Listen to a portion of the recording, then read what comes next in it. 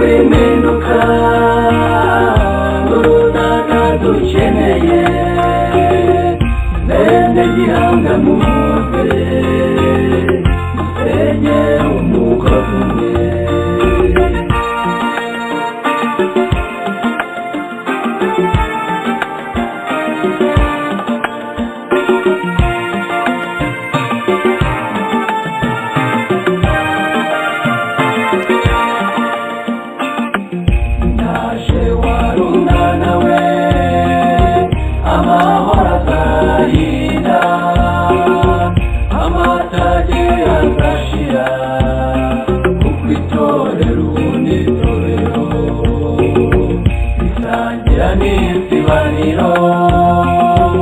Iwacu niyo bigwa abana bari umusozi i Rwanda n'amarira gusa. Urunana rw'impinduka urunana dukeneye bene gihanga muze dusenye umugozi umwe.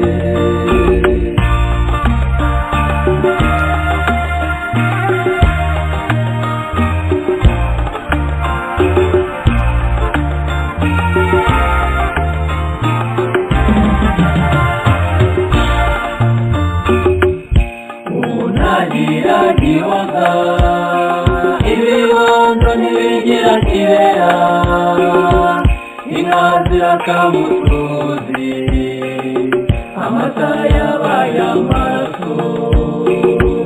Ndaje wari umwana we none Imana yagutumye nindaza tugusoze ndaje dufatanye inzira. Urunana rw'impinduka urunana dukeneye bene gihanga muze dusenye umugozi umwe.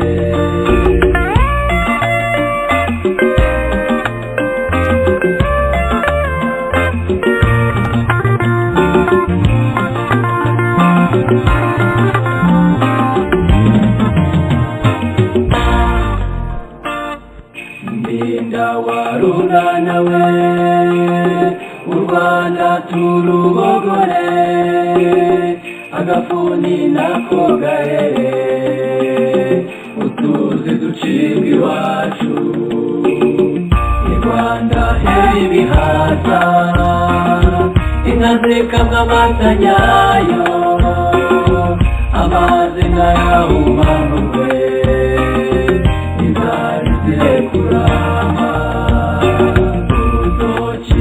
Tangisaso umutobuzi utuzi umugongo mugari uringo by'urimano.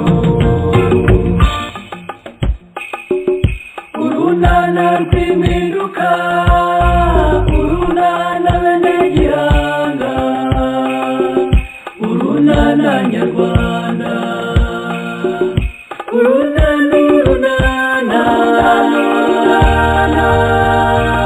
urunana ruraganje ganga nyakuganga.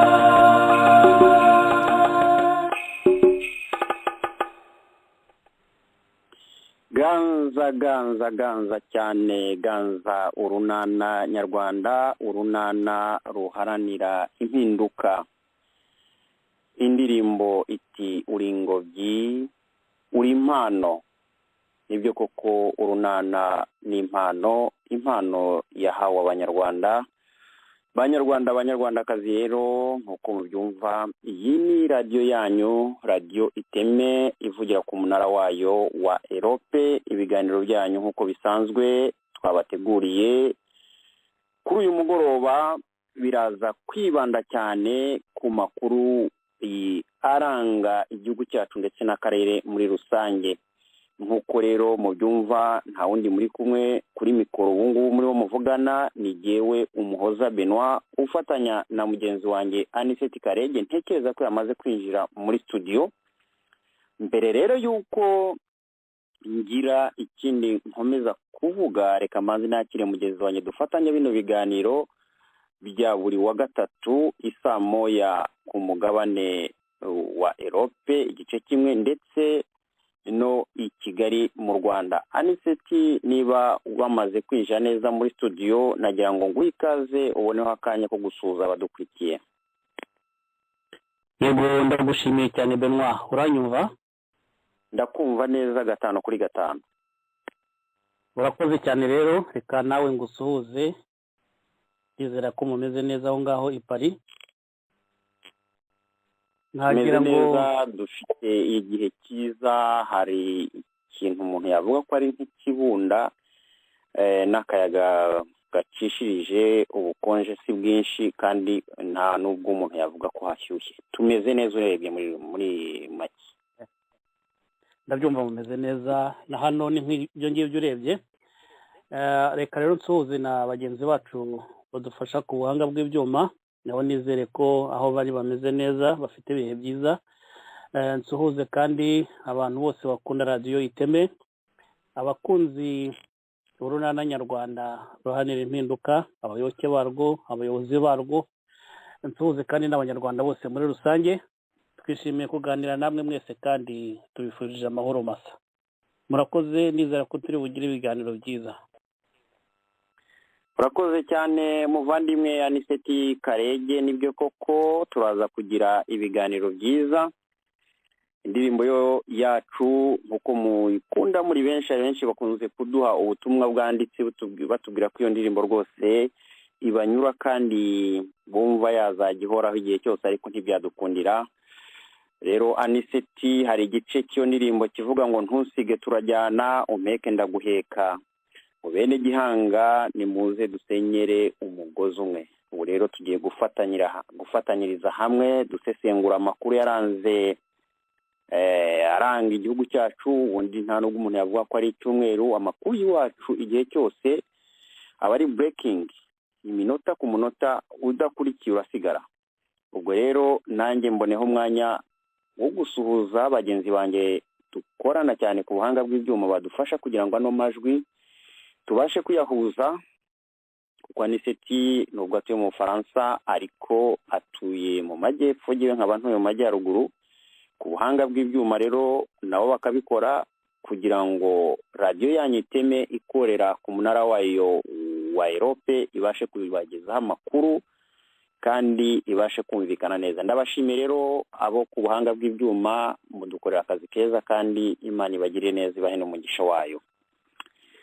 Uyu munsi rero duhishiye iki abanyarwanda? Tubahishiye amakuru arimo avugwa. Ni ukuvuga ngo amakuru mubona ku mbuga nkoranyambaga niyo tugiye kwinjira dusesengura, turagerageza kuyavuga, turagerageza kuvuga uko tubyumva. Uyu munsi turahera ku yahe makuru Aniseti? Ndagira ngo nkubwire ko ikigezweho aka kanya ubu turimo tuvuga aya makuru nta kindi ni ibitero by'inyeshyamba z'abanyarwanda babarizwa mu mutwe wa FRN. Uwo mutwe ukaba wateye uturutse mu gice abanyarwanda bazi cyane cya Cyangugu, aho u Rwanda rwamaze kudekarara ko izi inyeshyamba teye ziva mu gihugu cy'u Burundi, ndetse hakaba hafashwemo ibikoresho bimwe na bimwe bigaragaza ko ari iby'igisirikare cy'u Burundi. Ndagira ngo rero tuze gusesengura ibi bintu mu ncamake. Aniseti, ukimara kumva yuko hari abanyarwanda cyangwa se n'abanyarwanda bakunze kuvugwaho ibitero, ndetse ibi bitero kugeza ubu ngubu bikaba birimo binavugwaho cyane kuko biri mu manza z'u Rwanda, aho bamwe barega Paul Rusesabagina, aho barega Thomas Sankara wise Sankara nako wise Sankara nawe waje gufatwa vugwa yuko mu by'ukuri yahoze ari umuvugizi w'iyi FRN. Si uwo gusa, n'abaherimani n'abandi benshi bagenda bagaragara mu manza zivugwa kuri uyu mutwe wa FRN. Mu kanya kashize rero twumvise ijwi rya Amerika ryagerageje kuvugana n'umuvugizi mushya wa FRN, ndetse ku rundi ruhande n'ingabo z'u Burundi nazo zagerageje kugira icyo zivuga, ndetse n'u Rwanda rwagerageje kugira icyo ruvuga ku byerekeye igitero cyaba cyarabaye umusibejo ku butaka bw'u Rwanda, aho u Rwanda rurega rwishyizemo cyane. Urebye rwavuze ingingo ebyiri. Ingingo ya mbere ruvuga ko izo nyeshyamba zishobora kuba zavuye ku butaka bw'u Burundi, ku rundi ruhande bunavuga u Rwanda runagaragaza ko muri abo ngabo bateye hishwemwo ingabo ebyiri n'ibikoresho bigaragara ko harimo imbunda ya Kalashnikov ndetse na ngo n'amandazi. Aniseti, ibi bintu ukimara kumva iby'iki gitero ndetse n'ukuntu u Rwanda rugerageza kugaragaza yuko ibiri inyuma y'iki gitero ari igihugu cy'u Burundi, abatwumva wagerageza kubasesengurira iby'iki kintu naho bishobora kuzaganisha igihugu cyacu mu minsi iri imbere mu rwego rwo gusesengura ibintu. Aniseti, ijambo ni ryawe. Urakoze cyane Benoit. Nk'uko bivuze twabonye amakuru bavuga ko hari igitero cyagabwe mu Bweyeye, hanyuma bakavuga ko hari abasirikare ba FRN bahaguye. Tuza kubona n'ifoto y'ikintu ngo kimeze nka radiyo ziriya za Motorola abasirikare bakoresha, ngo yaba ari ingabo z'u Rwanda yafashwe na FRN. Ibyo ni ibintu abantu bagenda bahererekanya, ariko kareba ugasabwa sindagera yuko Burundi bwavuguruje ayo makuru, kuko bavugaga yuko izo nyeshyamba zateye ziturutse Burundi kandi akaba ari naho zasubiye zambaye n'imyenda y'ingabo z'u Burundi. Ariko wareba ubundi ikintu cy'intambara wenda Benoit wanayibayemo kimwe nanjye, ariko wenda nanjye nk'umusivili n'iyi sasu rivuze turaryumva tukiruka. Biriya bintu byo kuvuga ngo mu Bweyeye habaye imirwano, nta muturage waho batabaje cyangwa wavuze ati abaturage bavuye mu kagari akanaka bimukiye mu kandi kubera imirwano twumvise, kuko n'isasu ryavuga ari rimwe, n'isasu ryavuga ari rimwe, abaturage barirukanka bagahunga. Setuma niko bigenda ahantu hose. Wenda abasirikare bo bafite uko babyitwaramo, ariko uyu muturage yumvise isasu arahunga. Nta n'ukwirirwa baza atari n'ibyo byose agahunga. Kumva rero umuntu aza, ibi ngibi ndabivugira kuri iryo tangazo ryatanzwe n'ingabo z'u Rwanda, ariko nanabivugira no ku byo abantu bamwe bo muri FRN bavugaga mu minsi yashize. Ntabwo ushobora kumbwira ngo hari imirwano aha n'aha mu gace aka n'aka ntabonye umuturage yikoreye akarago yavuye mu kagari kamwe yagiye mu kandi. Ibyo ntabwo bishoboka, kereka warwana bababujije no guhunga. Ariko n'ayo masasu kereka niba bakoresha imbunda za siransiyo, n'ayo masasu yavuze niyo batahunga bayumva. Ubwo hari n'ikoranabuhanga gutumanaho birihuta cyane, bakwandika bakavuga bati twumvise amasasu aha n'aha. Ibyo rero nta biriho kuri njyewe, nshobora kwibeshya. Igitero nta cyabaye purumo, nta gihari bakibeshya. Niba se nta gihari, ariko Aniseti umuvugizi wa FRN yemeye ko icyo gitero cyabaye, nta nubwo yemeje ko ahubwo habaye ibitero bibiri, nubwo u Rwanda rwagerageje kujijisha ukavuga ko habaye igitero kimwe.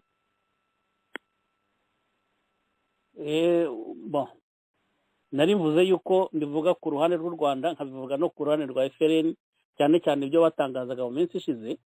Ubu ngubu uwo mugabo wari wibagiwe izina rye mu kanya, Nsabimana Sankara, aho aburana yavuze yuko yavugaga amakuru yuko bya bindi yajyaga avuga nyine ari umuvugizi, yuko bari muri Nyungwe, ati kandi twibereye ahandi hantu. Niwe ubivuga ubu ngubu. Ariko umuvugizi wa FRN ninde d'abord? Aherereye he? Kuko uwo mugabo Nsabimana Sankara we twaje kumenya yuko yaduhaga amakuru y'umuvugizi wa FRN ari kure cyane, mu birometero byinshi cyane by'aho iyo mirwano yagombye kuba ibera. Aha rero harimo urujijo, ntabwo nshaka kwibasira abantu bo muri FRN, bambabarire, ariko hano harimo urujijo. Igihe cyose ntarumva ko hari abaturage bahuze, ngewe ntabwo uzanyumvisha ko hari imirwano aho hantu. Icyo ni ikibazo. Ikindi rero Uburundi bwahise rubinyomoza, buvuga ko ibyo bintu ntabiriho. Hari n'abantu nigeze kubona bandika quelque part ko n'imyenda bavuze ko ari ingabo z'u Burundi ngo itakiriyo ngo bayihinduye. Ibyo ni ibindi ariko simbyinjira. Nkagira ngo rero ibi bintu ngewe nemeza ko nta bitero byahabaye, bifite aho bihuriye na ruriya rubanza rwa Rusesabagina, kubera yuko ushobora kuba ari tekinika. Ni probability nyinshi nka 75% ndahamya ko ari tekinika, kugira ngo babone nanone uko bashinja abantu baburana. Uzi ko Rusesabagina yivanye mu rubanza, ibyo byose bazamukatira, numvise bamugarukaho cyane. Ashinjwa n'abantu baburana nawe, rero bashobora kuba bashaka ibindi bimenyetso kugira ngo bagaragaze yuko ibyo bitero n'ubundi bitarahagarara. Bigakubitira ku yindi actualité nanone wakomojeho mu kanya, yuriya muhungu witwa Ntamuhanga Kasiyani ashobora kuba wafashwe naho ngo washinzwe ibintu ngo by'iterabwoba, bamushinja hari gukorana na FR niba nibuka neza, kimwe n'undi witwa Focus Ndayizera. Ibyo rero ni ibintu bisa n'uruhurirane, bakavuga bati reka dushaka ikindi kimenyetso tuvuga ko habaye ibitero, ariko ibyo bitero kuri ngewe nta bihari, ahubwo hagomba kuba ari ikindi kintu wenda tuzamenya mu minsi iri imbere, ariko ndahamya neza ko bifite aho bihuriye n'urubanza rwa Paul Rusesabagina, cyane cyane ko zigaragara. Twibukiranye twavugagaho mu kiganiro cyo mu cyumweru gishize ikibazo cya Paul Rusesabagina kiri mu byabajijwe Paul Kagame mu kiganiro yagiranye n'abanyamakuru ba France 24 na RFI. Bamubwira bati se Paul Rusesabagina yazagira koko ubutabera butabogamye? Cyo Kagame yamushubije, niba mubyibuka, yavuze ko nawe yifuza ko uwo mugabo Paul Rusesabagina yagira urubanza rw'intabera. Bashobora kuba barebye rero mu bucurabwenge bw'abari ku butegetsi ba FPR, bagasanga ibimenyetso bimushinja bidafatika, cyangwa se niyo ariko Aniseti umbabarire, ntabwo ari ukuguca mu ijambo, ndagira ngo byumvikane neza. Uyu muntu uvugira FRN yagerageje kwigaragaza ko ndetse atagikorana na Rusesabagina ndetse na bagenzi be, wenda kugira ngo ukomereze kuri icyo kintu reka nkubishakanu gatoya, hanyuma noneho uhite wumva uburyo yewe nakomeje kugira impungenge, kuko nubwo ugerageza kumvikanisha ko hari imibare ishobora kuba irimo ikorwa, cyane cyane ibintu tuza kugarukaho nta muhanga dushobora kuza kumugarukaho akanya kadukundiye, ukanabihuza n'ikibazo gihari mu Rwanda cy'abantu baregwa kuba baragize uruhare tero byabaye muri biriya bice bya za Gikongoro ndetse na Cyangugu. Tekereza ko dusubiye inyuma tukumva umuvugizi wa FRN ibyo avuga, harimo ibintu mu by'ukuri birimo urujijo. Ubwo wenda reka ngushyireho akantu gatoya wumve, none ubwo ubone gukomereza, umbabare guca mu ijambo. Bavuze ki ahubwo kuki batavuga ibitero byose twagiye tubagabaho n'ubwo kurondora wakumva? Oya, reka kubirondora tuvuge iby'igitero cyo mu Bweyeye, bo berekanye imbunda zafashwe, abantu bapfuye. Mwebwe hari umusirikare mwishe, hari imbunda mwafashe, hari umwenda mufite? Mbo twebwe wenda babashije kuvuga kuri kiriya gitero kimwe, ariko uwo munsi twagabye ibitero bibiri icyarimwe. Icyo mubwira cyo ni uko hari aberekanye imyambaro bakerekana n'abaguye hariya. Iriya myambaro barayifite n'ubundi basanzwe bayifite, yambarwa na Red Tabara yabo basanzwe bayifite. Twebwe rero nk'aho twagabye wenda ibitero kuri uwo munsi, twagabye igitero mu karere ka Nyaruguru mu murenge wa Nyabimata mu kagari ka Ruhinga ahitwa Inyanzare muri iyo misozi. Icyo gitero cyaguyemo abasirikare b'u Rwanda 6, tuhakomereka abandi 2.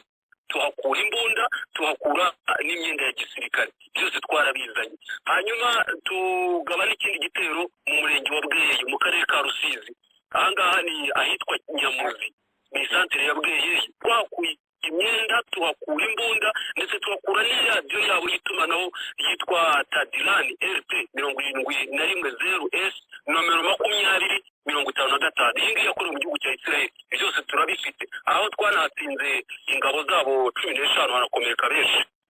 ariko si umenyago kuki mutayerekana, kuki abo bantu mwishe batagaragara? ariko twebwe dukurikiza amategeko agenga uburenganzira bwa muntu, birabujijwe mu mategeko mpuzamahanga, ntabwo ibyo bintu byemewe mu mategeko mpuzamahanga. wenda nk'ikindi nakubwira ni uko nk'iyi radiyo twayambuye umukomanda wabo wari uri aho ngaho nawe wahaguye. iyi radiyo twarayimwambuye, tumusanga n'abandi 3 bari bamuherekeje n'abita amaesikotiye bari bari aho ngaho. abo bose kuki batabavuga bakajya kuvuga ibinyoma? ni ukugira ngo bakingirize abanyarwanda agafuka mu maso. uwo mukomanda yitwa nde? ntabwo twabashije kumenya amazina ye, gusa twumvise abenshi bagenda bamutazira akazungu. ariko kuki mwagabye iki gitero mu gihe i Kigali habera urubanza rw'abantu bitirirwa kuba baragabye ibitero i Nyabimata hakicwa abantu bavuga ko bari muri uwo mutwe wanyu wa FLN? hakaba kandi haburanishwa na Paul Rusesabagina wari uhagarariye iyo mpuzamashyaka ya MRCD kandi anayobora uwo mutwe wanyu wa FLN. kubera iki? wenda mbere yuko ngira icyo mbivugaho, reka maze nkubwire ko twebwe tutaba mu mpuzamashyaka ya MRCD. twe ntabwo tubamo. none muba muki? twebwe ni ishyaka ryacu CNRD ubwiyunge, ari naryo rifite umutwe w'ingabo wa FLN ntarumikwa. CNRD ubwiyunge iyoborwa n'umudamu witwa Umubyeyi Francine. Rusesabagina we na MRCD ntabwo twebwe tukibarizwa muri MRCD, twayibayemo mbere hanyuma tuza kuvamo umwaka ushize. Aniseti, ushobora gukomereza kuri ibyo bisobanuro by'umuvugizi wa FLN n'ibibazo n'impungenge z'umunyamakuru wa VOA, hanyuma ugakomeza kubwira abatwumva ushingiye kuri ibyo bisobanuro byari bimaze gutangwa hejuru. Aniseti,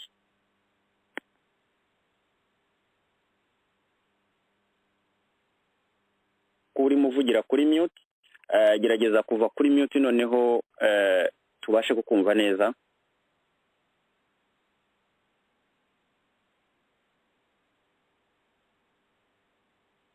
ntabwo turimo ubu ndakumva. yego ndakumva.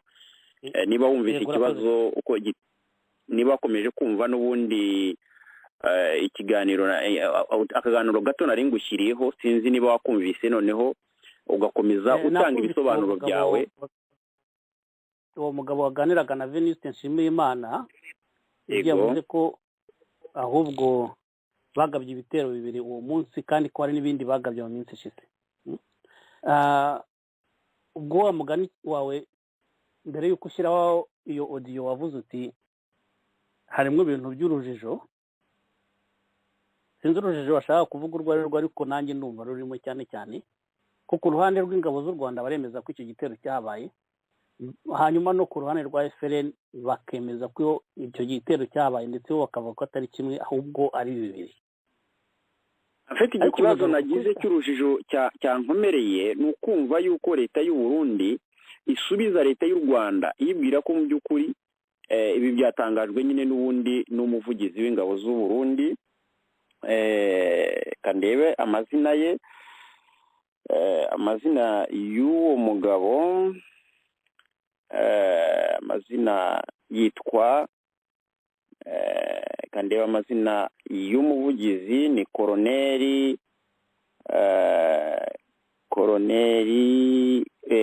Floribert, yitwa Floribert Biyereke, yitwa Colonel Floribert Biyereke. niwe watanze itangaza na risinyaho yemeza ko mu by'ukuri igitero cy'u Rwanda ruvuga ko izo nyeshyamba zakoze zivuye mu gihugu cye atari byo, ko ingabo z'u Burundi ziba ziri ku mupaka w'igihugu cyazo ntaho bihuriye. ndetse n'umuvugizi wa FLN yahakanye yemeza ko u Rwanda rugomba kwirengera ibyo rurimo ruvuga, kuko batigeze baca ku mupaka w'u Burundi n'u Rwanda, ko bari mu mashyamba ya Nyungwe, ndetse banagaragaza banumvikanisha ko kuba iriya myenda ifitwe n'u Rwanda atari igitangaza, ko kuva na mbere hose inyeshyamba z'abarundi zahungiye mu Rwanda zishobora no kwambukana ibyo bikoresho bya gisirikare. Ni izo mpungenge nagiye ngira, kuko niba u Rwanda rurega i Burundi, Uburundi bukavugutereka muribeshya ntabwo ari twebwe, mfite ikindi ndimo ntekereza wenda u Rwanda rushobora kuba rurimo rwibaza kugira ngo rukore cyangwa se rugire icyo rushaka kugeraho. Niyo mpamvu nazanyemo ako kantu ko gushidikanya nanjye. Ijambo ni iry'Aniseti. cyane cyane nko kuri icyo cya Nyungwe, niyo mpamvu uwo muntu uvugira FRN nawe wenda ko tuzamenya kereka kubabaza Venuste Nshimiyimana nimero yamuhamagariyeho tukumva aho aherereye. Ibyo bintu byo kuri Nyungwe twabyumvise kera bavuga ko ari muri Nyungwe, none wabitubwiraga ubu ngubu uri mu rubanza yatubwiye yuko ibyo bintu nawe bamusunikiraga amakuru akayavuga, ariko ko yaje kumenya ko batari bari muri Nyungwe. Sinzi rero ibyo avuga niba ubu ngubu bitandukanye birimo kuba ubu ngubu, ariko nagira ngo nongereho akandi kantu mu byo nari navuze mu kanya, ni uko Paul Kagame perezida w'u Rwanda nta gihe kirashira kinini avuze ko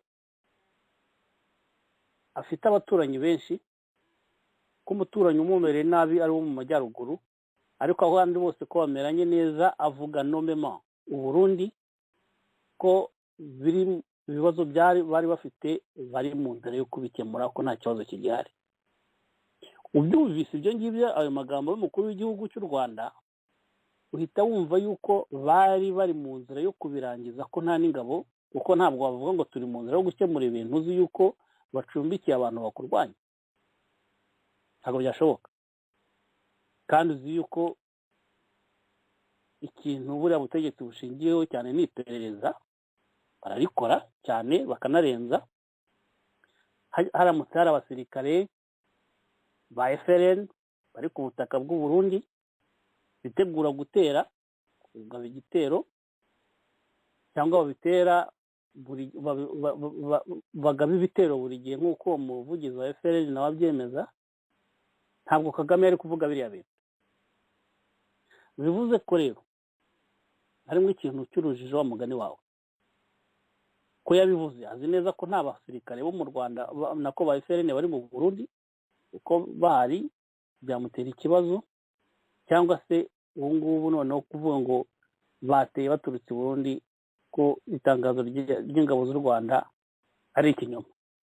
Njye nuko mbyumva ko rigomba no kuba ari ikinyoma. Ibya FRN wenda tuzabishaka tubimenye. Uwo muntu wavuze sinzi niba sinumvise neza niba yavuze amazina ye, umuvugizi wa FRN, ariko nanjye mfiteho akabazo. Ndagaruka ku cyo nahereyeho yuko iyo habaye imirwano abaturage barahunga. Sasa yabusuri. Hanyuma rero analize nkora, ngewe nababwiye ko nshobora kwibeshya, nuko tout simplement harimo ibibazo byo gushaka ibimenyetso byo gushinja Rusesabagina nabo bareganwa, kugira ngo urumva bijya gusa n'ibihuye nanone muri uruzindiko Macron yitegura kugirira i Kigali, kugira ngo niharamuka n'abadiplomate b'Abafaransa bavuga batari ko hari umuntu uri ahangaha, kuko Macron ntabwo yagenda hariya. Twebwe wenda turi buze no kubivuga, twaramwandikiye tumubwira ibyo yatubariza perezida w'u Rwanda, wenda twebwe yadusuzugura, ariko ntabwo yajya hariya abanyaburayi batamuhaye message azajyana, wenda azavuga mu ibanga, n'ubundi bazabivuga wenda mu mwiherero, ariko azayivuga. Hashobora kuba harimo n'ikibazo cya Rusesabagina. Barimo barashaka uburyo bazavuga bati uriya mugabo yaratuzengereje, ni umuteroriste wo mu rwego rwo hejuru, ahubwo umutwe yaforumye n'ubu ngubu uracyatumereye nabi, dore n'ejo bundi bishe abantu hariya mu Bweyeye. Ngiye nuko mbibona. Nawe rero kuba hari umuvugizi wa FRN wagize ibyo yemeza n'iki, sinizi ubwo tuzamenya nyuma. Kubeshye ibintu by'igitero byagabwe n'ingabo za FRN nta gaciro mbiha, ahubwo biri mu rwego rwa diplomasi no mu rwego rwo gushaka gushinja abantu b'inzirakarengane kugira ngo babagerekeho ibyaha batanakoze. Ndumva ari cyo navuga. Benoît, urakoze cyane. Koza ni Seti Karenge ku bitekerezo tugejejeho. wenda nakubwira yuko umuvugizi wa FRN ukunze kuvuga muri iyi minsi yitwa Suriyetona Irambona Tambura, ni nawe wagiranye ikiganiro na Venusti Nshimiyimana wa VOA. Wenda nkiri kuri iyo ngingo hari icyo wari umaze kuvuga yuko Kagame ashobora kuba yarashimagije Uburundi ko mu minsi y'imbere ibintu bishobora kuba bimeze neza, ariko amateka agaragaza ko kuva Kagame yabaho nta nshuti agira. Ashobora kugushima uyu munsi akagukunda, ariko ejo agasubira inyuma akagukubita mu mutwe wigendera utabizi, wakebuka ugasanga wa muntu mwari inshuti n'ugugiriye biriya bintu. Ibi rero ni ibintu mu by'ukuri abanyarwanda tumaze kumenyera. Ashobora kugirana ubushuti n'abarundi, ejo mu gitondo bigahinduka bikaba bibi, bitewe no guhora afite ubwoba. Reka kuri analize nakoze, reka nongeraho akandi kantu kamwe ku rwego rwa geopolitike wenda no gushaka guhimana n'Uburundi. Tavanaho ibyo narivuze mu kanya, nuko maze iminsi mbona ibintu rushyashya yandika n'ikinyamakuru Igihe, bombi uzi ko ari ibinyamakuru bikorera mu kwaha k'ubutegetsi bw'i Kigali.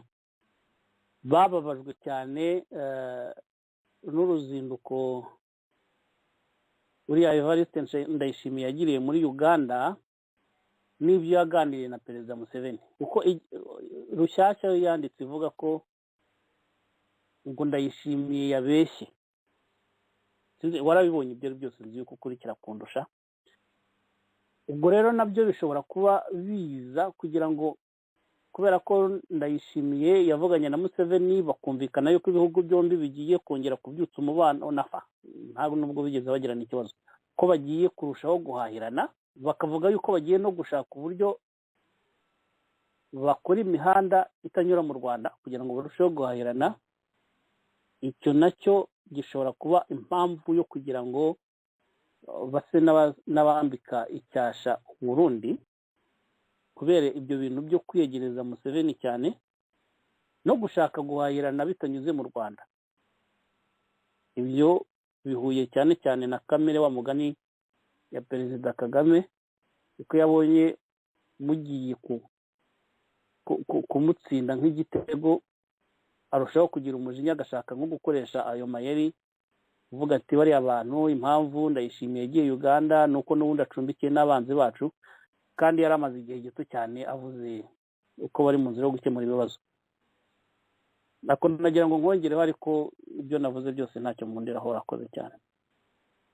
Akoze cyane Aniseti, icyo kintu uvuze nicyo nari ngiye gukomerezaho, ntabwo ndi bugitindeho kuko ubaye nk'ugisesengura. Wenda agakeregeshwa kanjye kuri iyo ngingo ni ukumvikanisha yuko Kagame nta bushuti ajya agirana n'umuntu n'umwe mu mateka ye. Abo yagiranye ubushuti benshi twagiye tubabona uko byagiye birangira, arabica abandi akabafunga. Nta nubwo wajya kure cyane, ntiwagombye kwibagiza umuntu wamurinze mu ishyamba akamurinda mu gihugu, igihugu kimaze gutekana. Ndavuga Tom Ndahiro, nako Tom Byabagamba.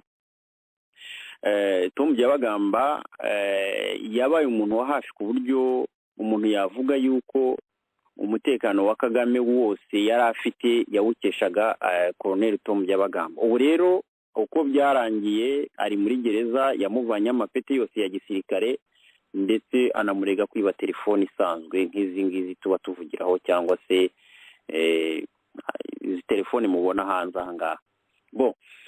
Icyo rero nshaka kuvuga nuko nta bushuti Kagame ajya agirana n'umuntu, ahubwo agira ukuntu agira indimi zirenze rumwe ashobora guhinduranya mu minota iyo ari yo yose, kuko ubushuti afitanye na Macron ntiwavuga ko ari bwo bushuti yigeze kugirana n'abaperezida bamubanjije, cyangwa se n'igihugu cy'Ubufaransa kigaragara muri politike y'u Rwanda n'igihugu cy'Ubufaransa mu nyirizina. Rero ikintu abanyarwanda bagomba kuzirikana, bagomba kumva, bagomba kubona ko nubwo Kagame yagaragaje ko igihugu cy'u Burundi ibintu birimo bisa naho biza neza, ariko batagomba kwibagiza yuko Museveni igihe yarahiraga Kagame ataje, kandi Perezida Evariste Ndayishimiye w'u Burundi yamaze iminsi 2 niba atari 3 mu gihugu cya Uganda, agirana ibiganiro bidasanzwe, havuyemo imishinga myinshi irimo umuhanda udaca mu Rwanda uciye muri Tanzania ngira ngo na Congo niba nibuka neza, uwo niko biri. Hanyuma bumvikana nanone yuko azohereza ingabo kugira ngo zize muri kiriya gihugu barebe ukuntu bashobora kuba bakorana ibikorwa bimwe na bimwe byo guterana inkunga.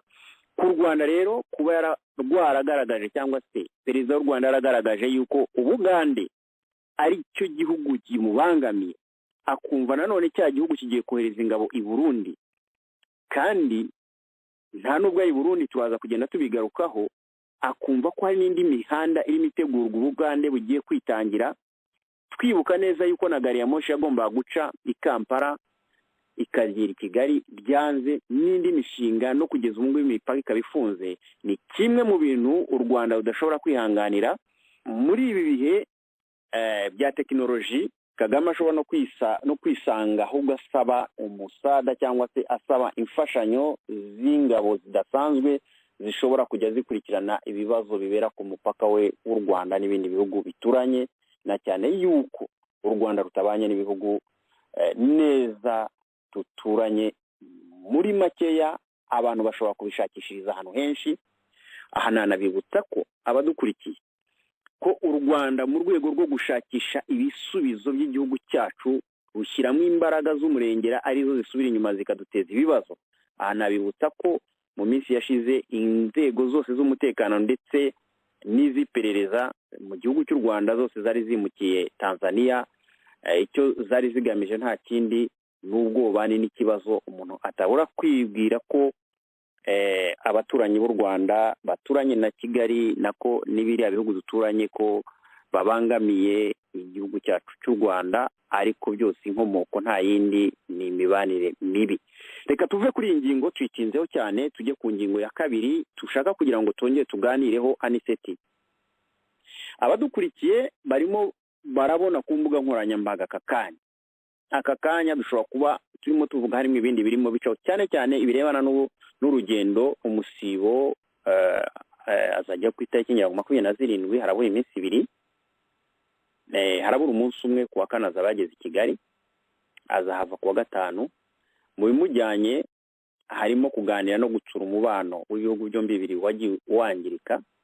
Azahava ngo ashoboye kuba asuye urwibutso rwa Jenoside, azahava kandi ashoboye no kuba ashyizeho ambasaderi. Aha twakwibutsa abadukurikiye yuko igihugu cy'Ubufaransa n'u Rwanda byacanye umubano ngira ngo mu mwaka wa 2014, aho u Rwanda rwahamagaje ambasaderi warwo n'Ubufaransa buhamagaza ambasaderi warwo. Kugeza icyo gihe nta ambasade aho tuhakosore.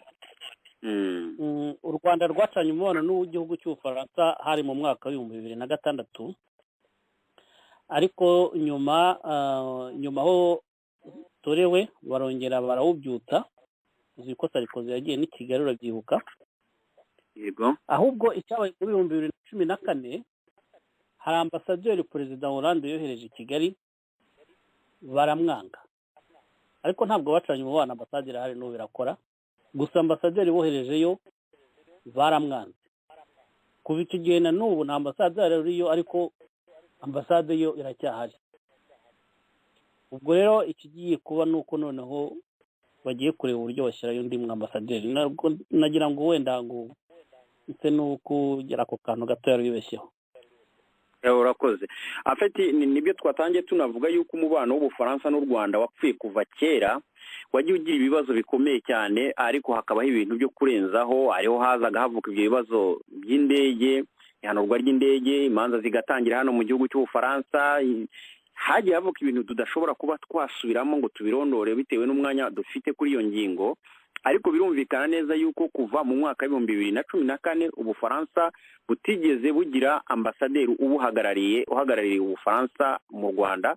Ariko ambasade yo yari ifunguye, byo ndabizi, yari ifunguye, n'uyu munsi irafunguye, nta kibazo gihari, na serivisi zose zirakora, usibye ko nta ambasaderi uhari. Niyo mpamvu rero muri izo ngingo zishobora kuzaba zijyanye makuru ngo azahava ashobore kuba anashyizeho ambasaderi w'u Rwanda mushya kuva mu mwaka w'2014 nta ambasaderi uri hariya, ndetse hakanavugwa ko hashobora kuzafungurwa inzu mberabyombi nshya yubatswe n'Ubufaransa. Aha twabibutsa ko iyahozeho mu mujyi wa Kigali leta y'u Rwanda yayisenye. Ubwo rero haje kumvikana ubundi buryo bwo gushaka ukuntu bakubaka iyindi, iyo nayo ishobora kuba izafungurwa vuba aha ngaha. Ibyo rero ni bimwe mu bintu bishobora kuzaba bijyanye perezida, ariko urebye ndavuga perezida Macron, ariko hari ibindi byinshi bigenda bisa naho byihishe muri ibyo bintu. Aha ngaha nigeze kumva Aniseti, umwe mu bayobozi b'urunana nyarwanda ruharanira impinduka, uvuga ko namwe mushobora kuba gerageje kumusaba ko hari ibyo akwiye guhindura muri politike y'imibanire y'ibihugu byombi ko ari bibiri. Hari ibyo mwamusabye, ndetse si mwe gusa, naje kubona mu kanya kashize nanone ku mbuga nkoranyambaga ibaruwa ya Darifa Umurinzi ndetse na PS Imberakuri ya Bwana Bernard Ntaganda, nabo bandikiye Macron bamwereka impungenge bafite ku gihugu cy'Ubufaransa, ari naho bagerageje kumvikanisha ko mu by'ukuri bibabaje kubona perezida w'Ubufaransa ashobora kumva ko hariho umudiktateri mwiza cyangwa se hakabaho n'umudiktateri mubi kubera inyungu za politike no gutesha agaciro Repubulika y'Ubufaransa. Ibyo bintu bikaba ari nk'ikintu mu by'ukuri cyari gikwiye kuba cyagombye guhabwa agaciro leta y'u Rwanda ikerekwa umurongo mwiza wa politike. Tukiri kuri izi ngingo, hari byinshi bigenda bivugwa muri izi ngendo, abazaherekeza Macron n'ibindi. Aniseti, reka nguhe ijambo ngira icyo usesengurira abadukurikiye ndetse n'abazadukurikira mu minsi y'imbere iby'uru rugendo rwa Macron na Kagame n'ibibazo biri mu Bufaransa n'u Rwanda, uko ubibona nk'umwe mu bantu batuye mu Bufaransa ndetse banakurikirana politike y'ibihugu byombi ko ari bibiri. Ijambo ni irya Aniseti.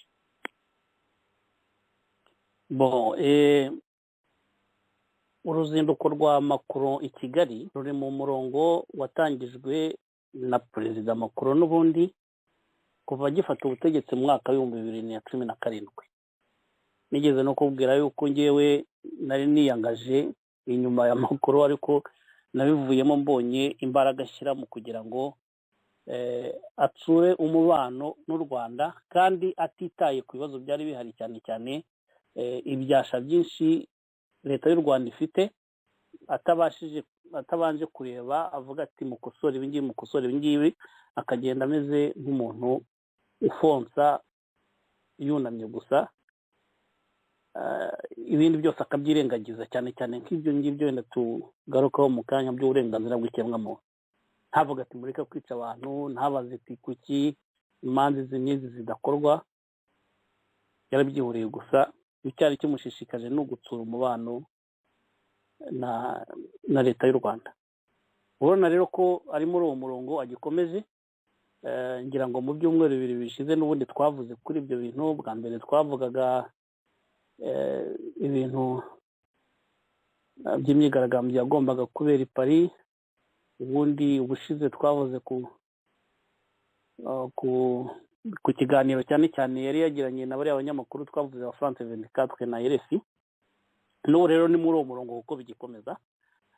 Uruzinduko rwa Kagame mu by'ukuri yaje muri ziriya nama zabereye Paris rwabaye inkuru dutungura gatoya, kubera yuko ubundi ibyo bari baravuze n'uruzinduko rwa Macron i Kigali.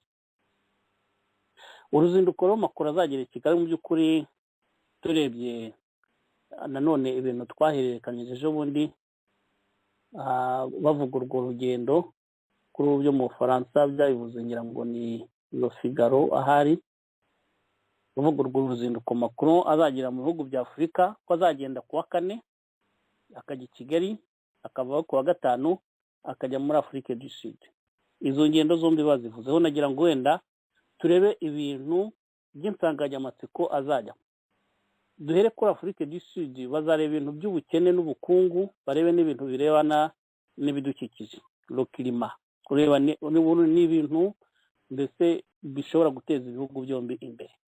Mu Rwanda insanganyamatsiko bayigize des questions mémorielles, ni ukuvuga kwibuka, ibibazo byo kwibuka abazize jenoside. Aha rero niho nanone umuntu yakesitiyona Macron yaba yamubonaga, kuko Macron azajya ku rwibutso rw'abazize jenoside yakorewe abatutsi ku Gisozi, azajya kubunamira kandi n'ibintu byiza. Ngewe Macron nagashimye yuko aba nka Victoire Ingabire mu mwaka wa 2010 nawe yagiye ku rwibutso, aravuga ati cyakora ni byiza ko hari abantu bashyinguye hano kandi koko bagomba kwibukwa, ariko twibuke n'abandi. Nta ndirimbo ya Kizito Mihigo, twibuke n'abandi ntimukagire aho mwirengagiza kuko akababaro ni nk'akandi. Ibyo Macron nkeka ko atazabikora. Donc hari icyo kintu cy'ibintu byo kwibuka, des questions mémorielles. Ibindi wabivuze azashyiraho ambasaderi.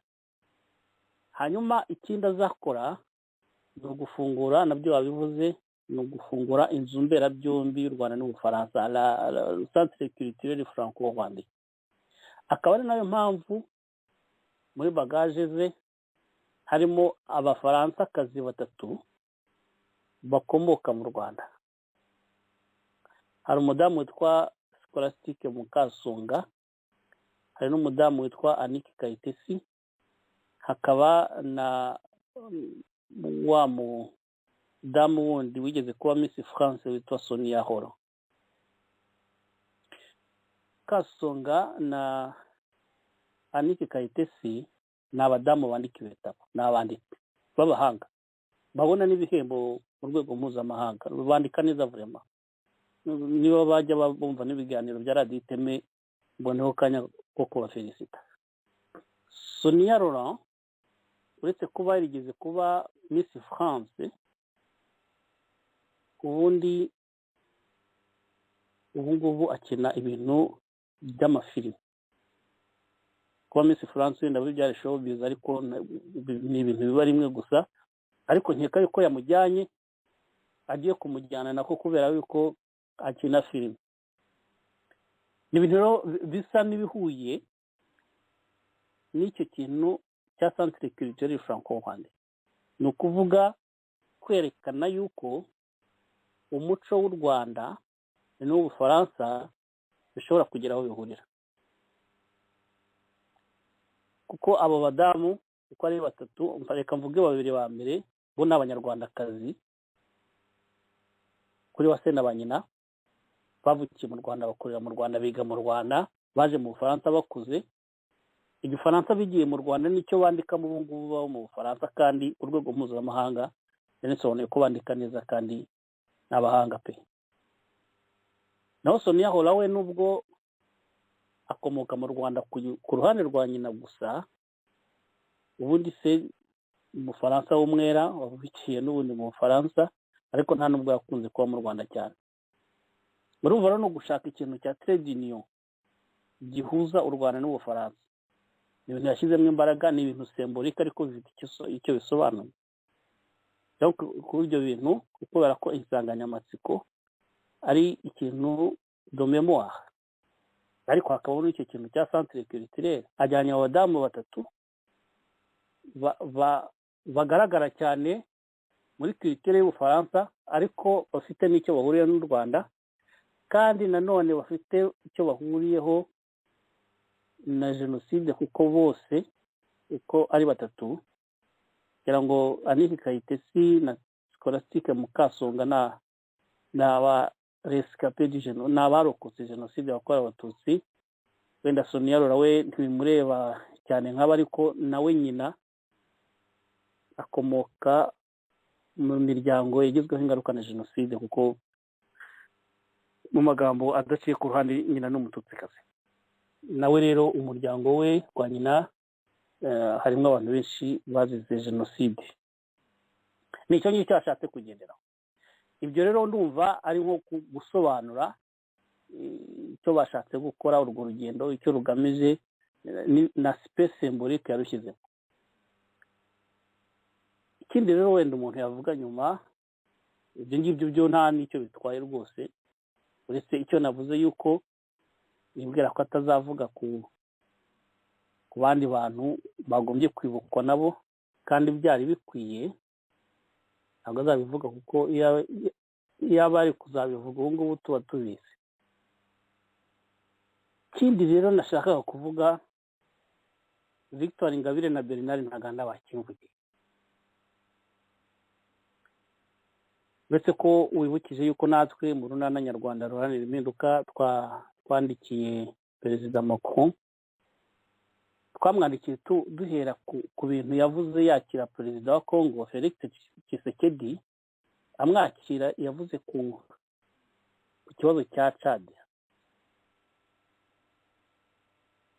avuga yuko abayobozi ba Chad ubwo nyine Idriss Deby yari amaze kwicwa, avuga yuko abayobozi bo muri Chad bagombye kugira uko bashyiraho ubutegetsi bw'inzibacyuho, ukuntu yabyise bihuriyeho na bose, mbese butanga icyizere. twamwandikiye tumubwira tutese bariya ko bivuze kuri Chad kubera ko perezida wabo amaze gupfa, byakagombye yuko utegereza ko perezida bapfa kugira ngo ubwire abantu ko bagomba gushyiraho ubutegetsi bahuriyeho. icyo ngicyo ndumva ntabwo kubivuga uko bikwiriye, ariko ni icyo ngicyo twamubwiraga. tumubwira tuti ibibazo biri muri Chad na Idriss Deby akiriho ni ikibazo cy'umuntu uza agakonsantira ubutegetsi bwose mu biganza bye, hakabona abantu bamusaba ko ahindura ibintu kugira ngo igihugu kibe icya bose. ibyo nibyo biri mu Rwanda. hari umuntu umwe hari ibintu byose, ubutegetsi bwose buri mu biganza bwe, ari nyubahiriza tegeko, ari ubucamanza, ari n'ubutegetsi nshinga amategeko, biri mu maboko y'umuntu umwe. bazi twagombye kureba uburyo tuganira kugira ngo ibyo bintu tubigarurire mu nzira nziza hatagombye kumeneka amaraso. nibyo twandikiye perezida Macron tumubwira tuti wowe tubona uri mu kwezi kwa buki n'uriya muntu, wareba ukuntu umubwira ibyo bintu agahindura, kuko nibikomeza gutyo wenda hazaba ibintu abantu benshi batifuza. kandi murabibona n'ibyo ngibyo twari turimo tuvuga, ibintu by'ibitero bya FRN wenda n'abandi bantu batekereza ibintu by'ubunyeshyamba. nicyo ngicyo twamubwiraga. aba bagabo rero nako abanyapolitiki Bernard Ntaganda na Victoire Ingabire, ibyo bamubwiye bavuze ntabwo bari we babwiraga, bo bakoze itangazo bavuga ko ruriya ruzinduko ruhabanye cyane n'indangagaciro des valeurs traditionnelles de la France. rero cyane cyane uburenganzira bw'ikiremwamuntu, kandi uburenganzira bw'ikiremwamuntu wundi iyo ubushyizemo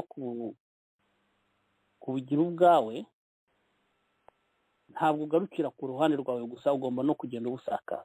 mu Faransa ibyo bintu niko byavugwaga ko ariko bumeze. yagombye kugenda mu ivarizi ye afite ikintu, akantu wenda kameze nka flash disk cyangwa ikindi CD cyangwa se impapuro yanditseho amagambo, aza kubwira perezida Kagame, akamubwira ati Moshe Yami, ikintu ugomba gukora cya mbere ni uko ugomba gufungura imfungwa zose za politiki.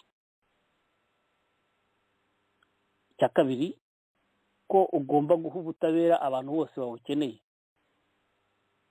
ni uko ugomba kureka abantu bose bakibuka ababo bazize ubwicanyi bukabije bwabaye mu gihugu cyanyu. ni uko wemera ubwicanyi bw'abanyarwanda bwakorowe muri Congo bukozwe n'ingabo zawe.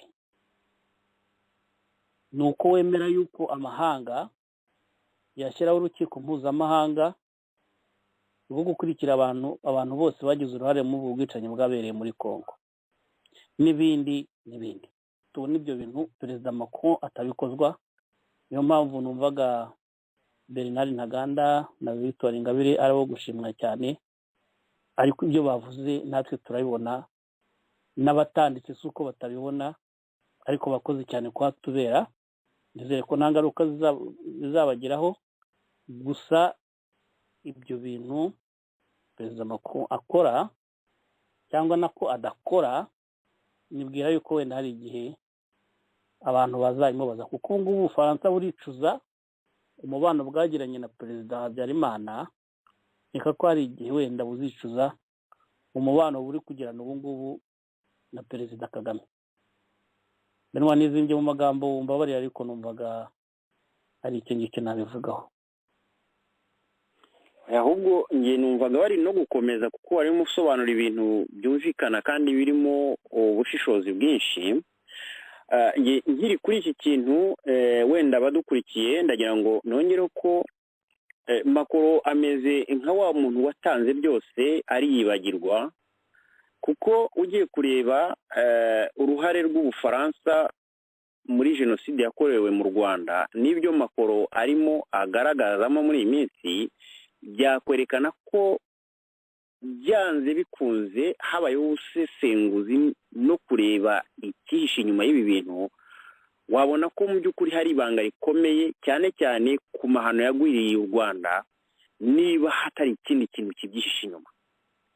Byumvikana neza ukuntu mu minsi yashize u Rwanda rwaciye igifaransa mu gihugu cyacu, abantu bose bisanga batangiye kwigishwa icyongereza ku gahato, ibintu byasubije cyane ireme ry'uburezi inyuma.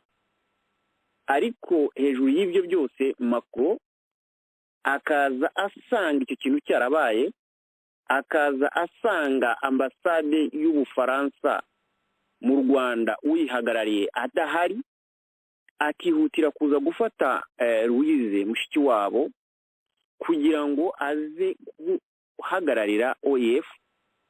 Mu by'ukuri iki kintu cyari ikintu kimeze nka ruswa yo mu rwego ruhanitse, ndetse ibi bintu byabaye nk'ibishaka guteza umwuka utari mwiza hagati y'ibihugu bikomeye, ndavuga Ubufaransa na Canada. Abantu benshi babyibazaho, ariko birangira mu by'ukuri Louise Mushikiwabo abaye umuyobozi w'uyu muryango uvuga igifaransa cyangwa se w'ibihugu bihuriye mu rurimi rw'igifaransa.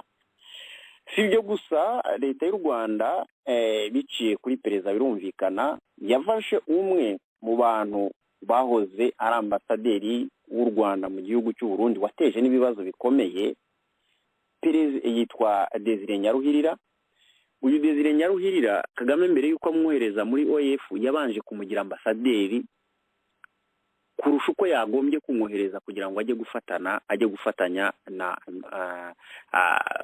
cyangwa se Mushikiwabo yagombaga no kwishakira umukozi ugomba kumufasha. Ariko leta y'u Rwanda yabanje kumunoma nka ambasaderi w'icyubahiro, ku buryo ibikorwa byose ashobora gukora cyangwa se kwitwaza mu ivarisi ye bizaba bimeze nka varisi diplomatique idakorwaho, kuko azaba afite ubwo budahangarwa yahawe n'igihugu cye. Uyu muntu rero ugiye kureba hamwe na Mushikiwabo ni bamwe mu bantu mu by'ukuri umuntu yavuga ko ari abantu batari baje gukora iyi miryango, ahubwo bari baje mu nyungu zo kubaka imibano iri hagati y'ibanga hagati ya Macron ndetse na leta y'u Rwanda. Ntekereza ko mu minsi iri imbere nk'uko umuvandimwe Aniseti abaye nk'ubisesengura ko akenshi umubano w'abaperezida b'Ubufaransa na Afurika akenshi haba hatarimo ineza y'abaturage, ahubwo haba harimo ikindi kintu.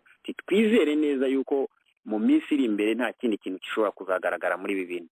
Ndibaza ko nanjye ariko nditekereza bwana Aniseti. Hanyuma ku kintu kirebana n'uburenganzira bw'ikiremwa muntu, Macron ni umwe mu bantu mu by'ukuri nshingiye nk'ucyo wari umaze kuvuga, ibaruwa mwandika aba yaragiye mu biro bye akaba yarayibonye, ndetse n'ibaruwa yamaze kwandikwa na madamu Ingabire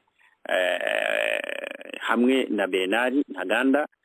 Iriya baruwa deja yo yamaze no gusohoka no mu binyamakuru byo mu Bufaransa, nabonye Le Figaro yamaze kubisohora. No kuvuga ngo direct kuri Macron muri ibi bihe twagiye tubigarukaho muri ibi bihe Macron ashaka manda ye ya kabiri n'amadosiye y'indege ataranarangira, nubwo umuntu yavuga yuko hari aho bigaragara ko urukiko rwakurikiranaga iriya dosiye rwari rwamaze gufata ko dosiye y'indege igomba gushyingurwa nta gahunda, ariko bihita byimurirwa mu rukiko rusesa imanza. Ntekereza ko niyo dosiye igihari. Ni ibintu ubona ko mu by'ukuri mu minsi iri imbere bishobora kuzagenda bigaruka. Ariko tukiri kuri cya kintu cy'uburenganzira bw'ikiremwa muntu, reka tugaruke ku muntu twahoze tuvuga kare, Paul Rusesabagina. Paul Rusesabagina yarashimuswe, ashimutwa mu buryo bunyuranyije n'amategeko mpuzamahanga. Twahoze tubona umunyamakuru wo mu gihugu kimwe cya Belarus, ngira ngo niba nibuka neza, wafashwe nawe umeze ugenda gusa neza neza neza n'ibyabaye kuri Rusesabagina. Rusesabagina ni umwe mu bamambure cyangwa se umunyamuryango w'ibihugu bya Europe. Biratangaje kubona nka Macron, igihugu gikomeye, adashobora gutekereza ngo yumve reka dutegereze, reka no guca urubanza, ariko niba ashobora kuba agiye mu Rwanda ntagire icyo avuga ku munyamuryango washimuswe, akagenda akicarana na Kagame uhonyora uburenganzira bw'ikiremwamuntu, ntekereza ko abantu bafite uburyo bashobora gusobanura ibi bintu, wari umwanya mwiza wo kugaragariza amakuru y'uko mu by'ukuri politiki ye nk'igihugu cy'Ubufaransa cyubaha uburenganzira bw'ikiremwamuntu, giha agaciro umuturage by'umwihariko wo muri ibi bihugu bya Europe. Cyavuze kuri Rusesabagina azi neza ko yashimuswe, kandi hari imanza zirimo zikurikirana kino kibazo ndetse no muri Europe, bizaba ari igisebo gikomeye kandi ntekereza ko gishobora kuba kitazamukurwaho.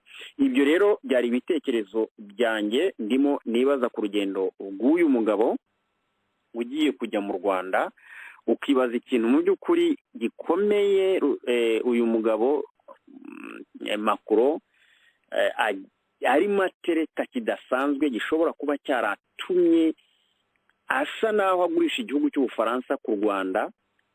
Abantu benshi baracyabyibazaho niba ari jenoside. Reka twizere yuko azava mu Rwanda asabye imbabazi uruhare rw'igihugu cye rwakoze muri jenoside, ndetse akazanategura n'indishyi z'akababaro ku bayikorewe, atari ukujya kugira ngo habeho kunegosiya na Kagame ku bintu bihishwe tutazi. Niba rero Macron ari umwe mu bantu bemera uruhare rwe, akaba ari nayo mpamvu ibi byose byagiye biba kuri iki gihugu, agakora ibishoboka byose kugira ngo u Rwanda rukomeze ruvogere kino gihugu rwikorera icyo bishatse, rusuzugure abaturage barwo rwitwaje gusa yuko Macron afitanye umubano nawe, ko waba ari no umwanya mwiza Kagame azahesha agaciro abayikorewe iyo jenoside, ubwo Macron azasaba imbabazi, hanyuma yarangiza akanemera indishyi z'akababaro no gufasha abo bantu kuko bagizweho n'icyo kibazo. Reka nihuta rero, nari ngiye gufata indi ngingo ya gatatu, ariko reka nsabe ku buhanga bw'ibyuma badushyireho akaririmbo, noneho mu ncamake kadatinda duhite dufata igice cya kabiri dusoza ikiganiro cyacu. Ku buhanga bw'ibyuma mwadushyiramo akaririmbo, hanyuma noneho tukarofata ka kafe. Murakoze.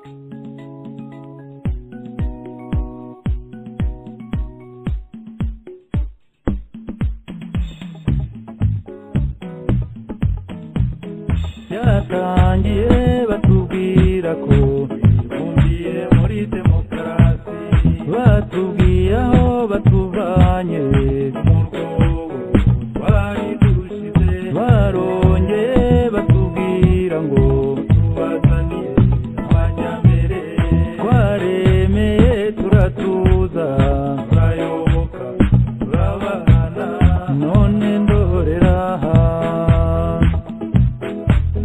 abavuyeho tubaha induru, abagiyeho tubaha impundu, Banyarwanda ariko twashize.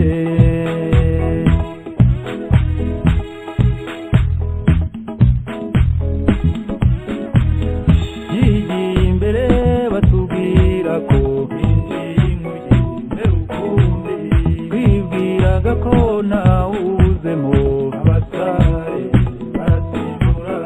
bageze imbere batubwira ko twumviye muri demokarasi, yarongeye badutoza pasiyo n'umuganda,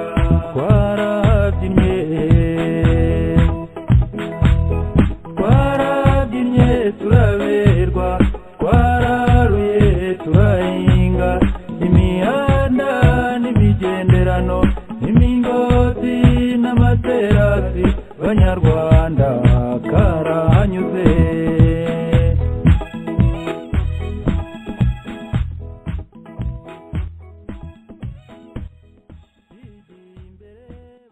Murakoze cyane muri studio, murakoze kudushyiraho akaririmbo ati byatangiye batubwira ko ari demokarasi, koze byumvuhore ku buhanga ndetse n'ubuhanuzi bugenda bugaragara mu ndirimbo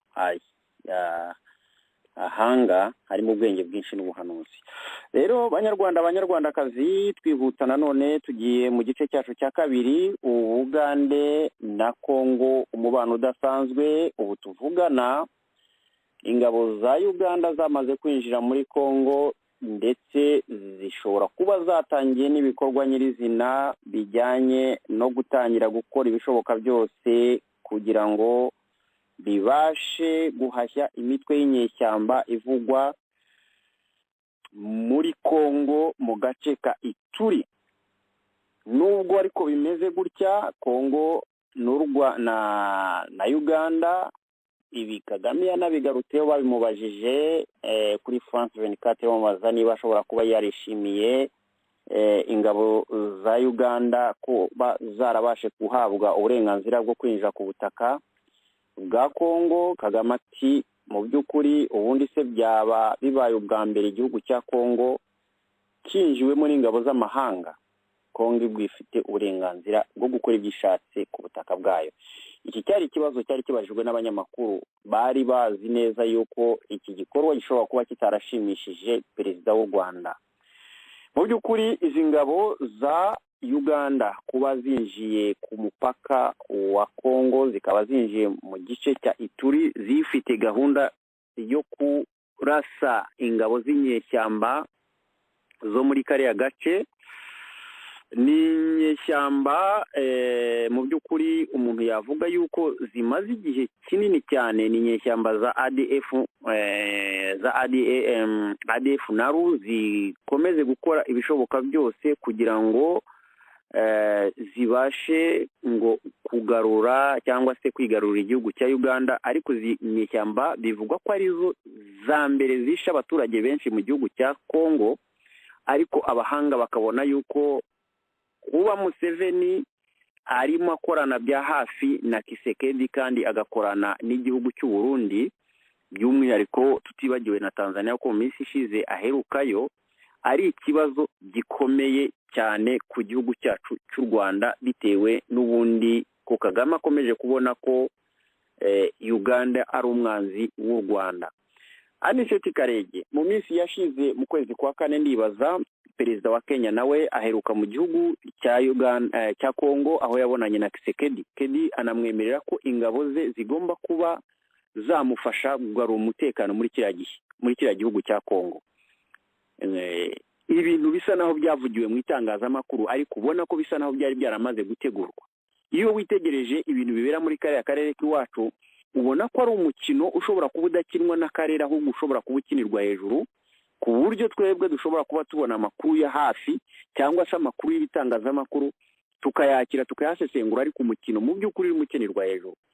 Aha nakwibutsa ko nyuma yaho perezida wa Kenya Uhuru Kenyatta aganiye na mugenzi we Chirombo Kisekedi bavuganiye kuri icyo kintu cy'ubufatanye bw'ingabo, perezida wa Kenya na mugenzi we wa Kongo bahise bemeranya yuko ingabo za Kenya zitagomba kurenza ibyumweru 2 zidakandagiye mu gihugu cya Kongo.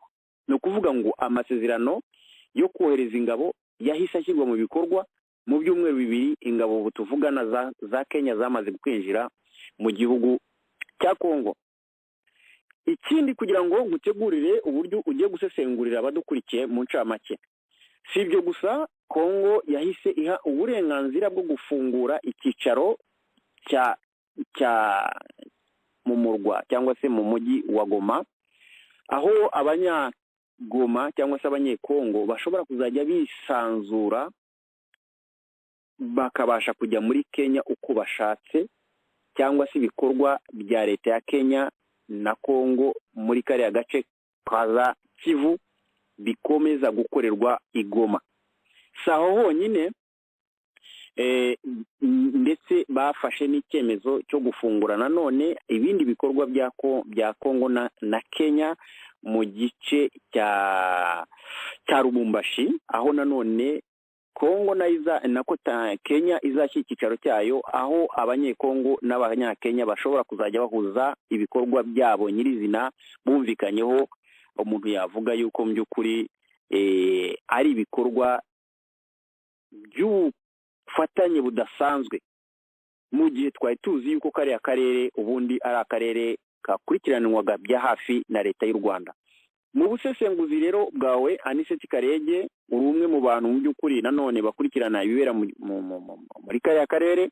Ubwo twinjiye mu karere, leta y'u Rwanda ifitanye ikibazo na Kongo, deja ingabo za Kongo zikaba zahaye uburenganzira Bugande. Hanakwibutsa ko mu minsi yashize hari agace ka Ituri na Kivu y'Amajyaruguru n'ahantu Perezida Tshisekedi yari amaze gushyira ingabo avanyeho abakuru babiriya bice abasimbuza igisirikare, none afashe icyemezo cyo kohereza ingabo za Kongo kwinjira ku bushake, za Uganda kwinjira ku bushake kandi ku bwinshi n'ibikoresho bihagije. Aha twakwibutsa yuko na kariya gace ka za Kivu y'Amajyaruguru aho abanyekongo b'abanyamurenge bamaze iminsi bicwa, baregwa ko leta y'u Rwanda ishobora kubira inyuma kubera ingabo zimwe z'inyeshyamba zikomoka muri iki gihugu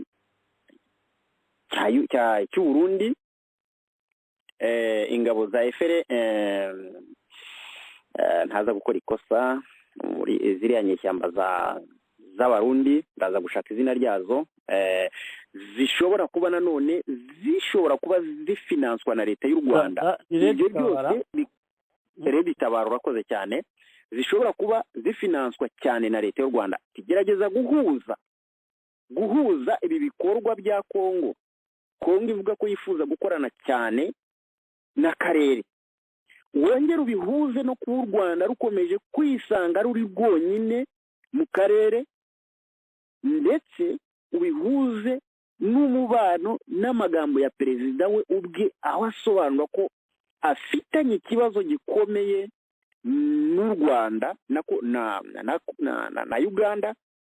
Wongera ubihuze no kuba uyu munsi tumaze gusesengura uko u Rwanda rushinja Uganda. Wongera ubihuze no kuba uyu munsi turimo tuvuga ibi ngibi mu minsi yashize Tshisekedi yahoze avuguruza Kagame ko ibyo avuga kuri mapping report atari ko byari kuba bimeze. Anicet akarere urakabonute cyane cyane muri Kongo cyane. Reka tubanze twibutse yuko ikibazo gihari ari umutekano mukeya uri mu burasirazuba bw'igihugu cya Kongo. Umuntu wese rero washaka gukemura icyo kibazo kigaragarira buri wese n'ubundi yagombye kwibaza ati ese ubundi iki kibazo giterwa n'iki, cyaturutse hehe? ngira ngo wenda buri muntu nanone ukurikirana yareba nko kugira ngo tubanze gusobanukirwa, twibukiranye ko hari igihe u Rwanda, u Burundi na Kongo byari bifite umuryango witwaga CPGL, ni Communauté Économique des Pays de Grand Lac. Icyicaro cyawo cyari Goma, bari bafite na banki, ibintu bigenda neza. Wenda du point de vue de la démocratie, kuko demokarasi ntari mu Rwanda, ntari mu Burundi, nta n'iyari muri Kongo, ariko hari umutekano. Icyo gihe byaje kuzamba gute? Byaje kuzambaho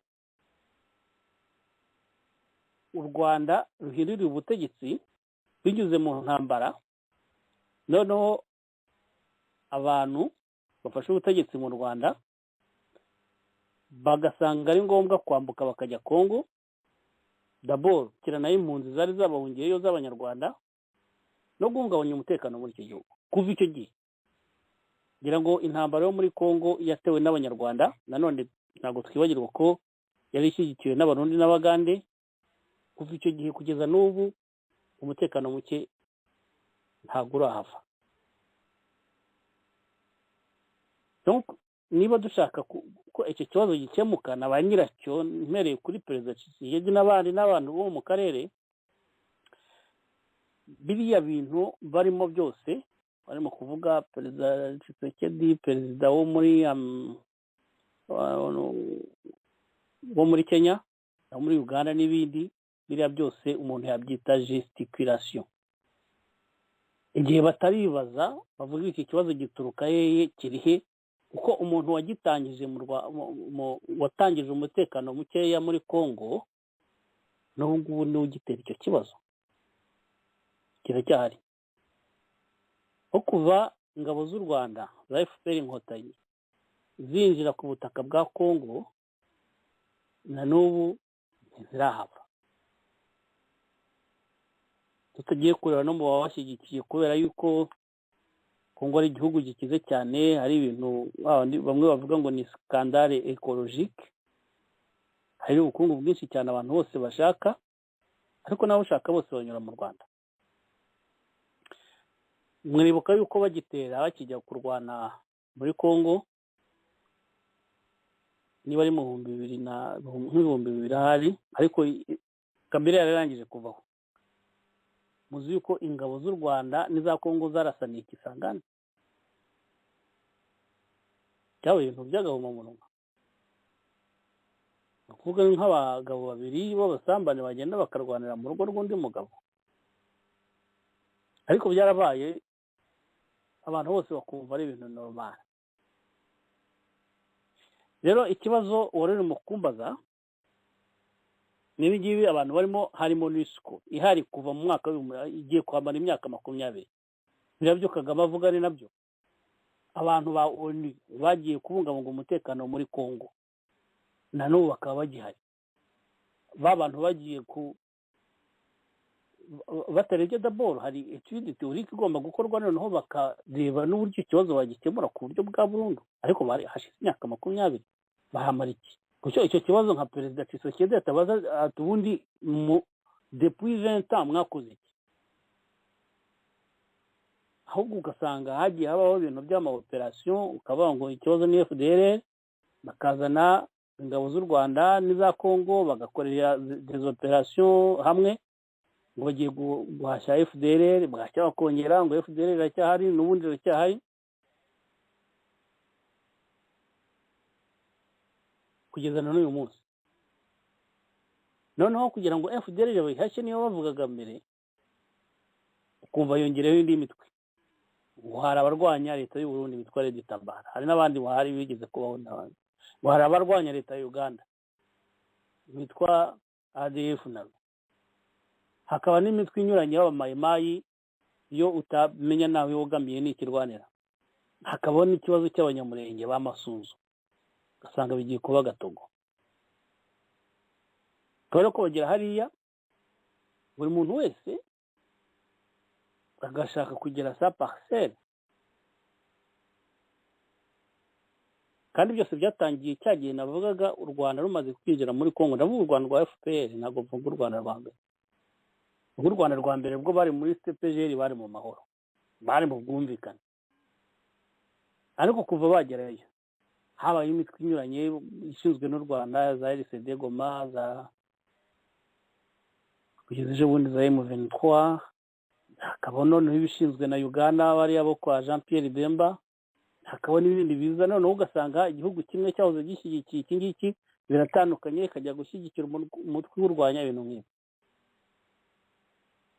Ari nayo mpamvu n'ubu ngubu Uganda yohereje ingabo ubwumvikane na perezida Tshisekedi. Uganda nijyayo izarwanya ADF naru, zumvikana kuko ni umutwe urwanya ubutegetsi bwa Uganda, ariko nijya kurwanya ADF naru kandi rimwe irabikora, bizaba bibangamiye cyane ubutegetsi bw'i Kigali, kuko ubutegetsi bw'i Kigali bushyigikiye ADF naru irwanya ubutegetsi bwa Uganda. Ikibazo rero ntabwo kizakemuka nubwo Uganda we yondi zabakora ikabarangiza. Abantu bo muri FPR murabazi kundusha, ntabwo bazava kwizima. ADF naru niyo mwayirandura burundu, bazafata umusirikare w'inkotanyi agenda agiye muri Congo avuga ati ngewe nitwa Kambale nshinze nanjye umutwe w'ingabo urwanya Tshisekedi cyongera bitangire. Abasirikare ba Kenya bo bagiye kuza rero ku bwumvikane wahoze uvuga bwa Tshisekedi na Kenyatta, sinzi niba bazi ikibuga bagiye gukiniraho. Abanyakenya n'abantu bari bamaze kugera, nubwo hagiye haba iwabo ubwumvikane bukeya bushingiye ku matora, ariko ubu ntabwo bazi ibintu bya confrontation nk'ibyageze kuba cyane cyane nk'ibyo Burundi ibintu biri mu burasirazuba bwa Kongo mfite bijya kumera nk'ibibazo byo mu Rwanda no mu Burundi cyane cyane hagati y'Abahutu n'Abatutsi, nubwo na Uganda nyine bizamo cyane cyane hakazamo n'amayimayi, ariko ubundi burya n'ibyo twexpose hariya ibintu byo gupfa amoko mutazi n'icyo mupfa mu by'ukuri uretse ko mutavutse hamwe, mutazi n'icyo murwanira, ko mwarwana mukabikorana ubugome ndengakamere. Mfite n'ibyo biri hariya. Abanyakenya sinzi niba bazabishobora, kuko n'Abatanzaniya barahagiye n'ubu babanza bagihari, ariko nabo byarabananiye. Ikibazo rero nashakaga kugeraho ni uko abantu bose, haza Abanyakenya, haza Abanya-Uganda, haza le MONUSCO n'Abasud-Afrique bigeze kuhagera n'iki, nuko bahunga umuzi w'ikibazo. Ntihaza umuntu, tuzi yuko umuntu wabishobora wenda ari ibihugu byamaze, ibihugu n'ubundi bari mu babiduteza, niba bavuga bati umuzi w'ikibazo uri Kigali, bakagenda bakorandura ikibazo kizarangira.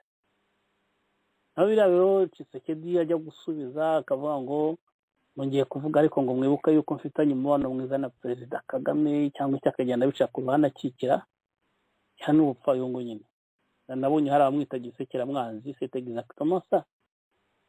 Ikibazo cya Kongo, burasirazuba bwa Kongo, kizakemurirwa i Kigali. Umuntu ugitera ari Kigali, abantu bagitera bari Kigali, niba bashaka kizarangira, niba batabishaka ubundi bagombye kuvanwaho, ikibazo cyo muri Kongo kizahita kirangira. Biriya bindi rero nibyo navuze ko ari gesticulation y'aba Kongo, bambe uriya wo muri Kenya agiye kohereza y'abantu, no muri Afurika du Sud yarabohereje, niba bashaka bazohereze n'Abashinwa n'Abarusiya simbizi. Ikibazo cyo mu burasirazuba bwa Kongo kizarangira ari uko kikemuriwe i Kigali. Numva ruko nagusubiza Benoit. Urakoze cyane Aniseti ku bisobanuro uhaye abantu dukurikira. Nanjye icyo nakongeraho nuko nubwo Kenya igiye mu kibuga ishobora kuba itamenyereye, ariko kiriya kibuga kirimo kashi, icyo nicyo wenda navugaho gatoya Aniseti. Kuba Kenya igiye i Goma, birumvikana yuko ni nka kwa kundi umuntu cyangwa se umugabo ashaka umudamu, yamara kumarana nawe igihe agashaka undi.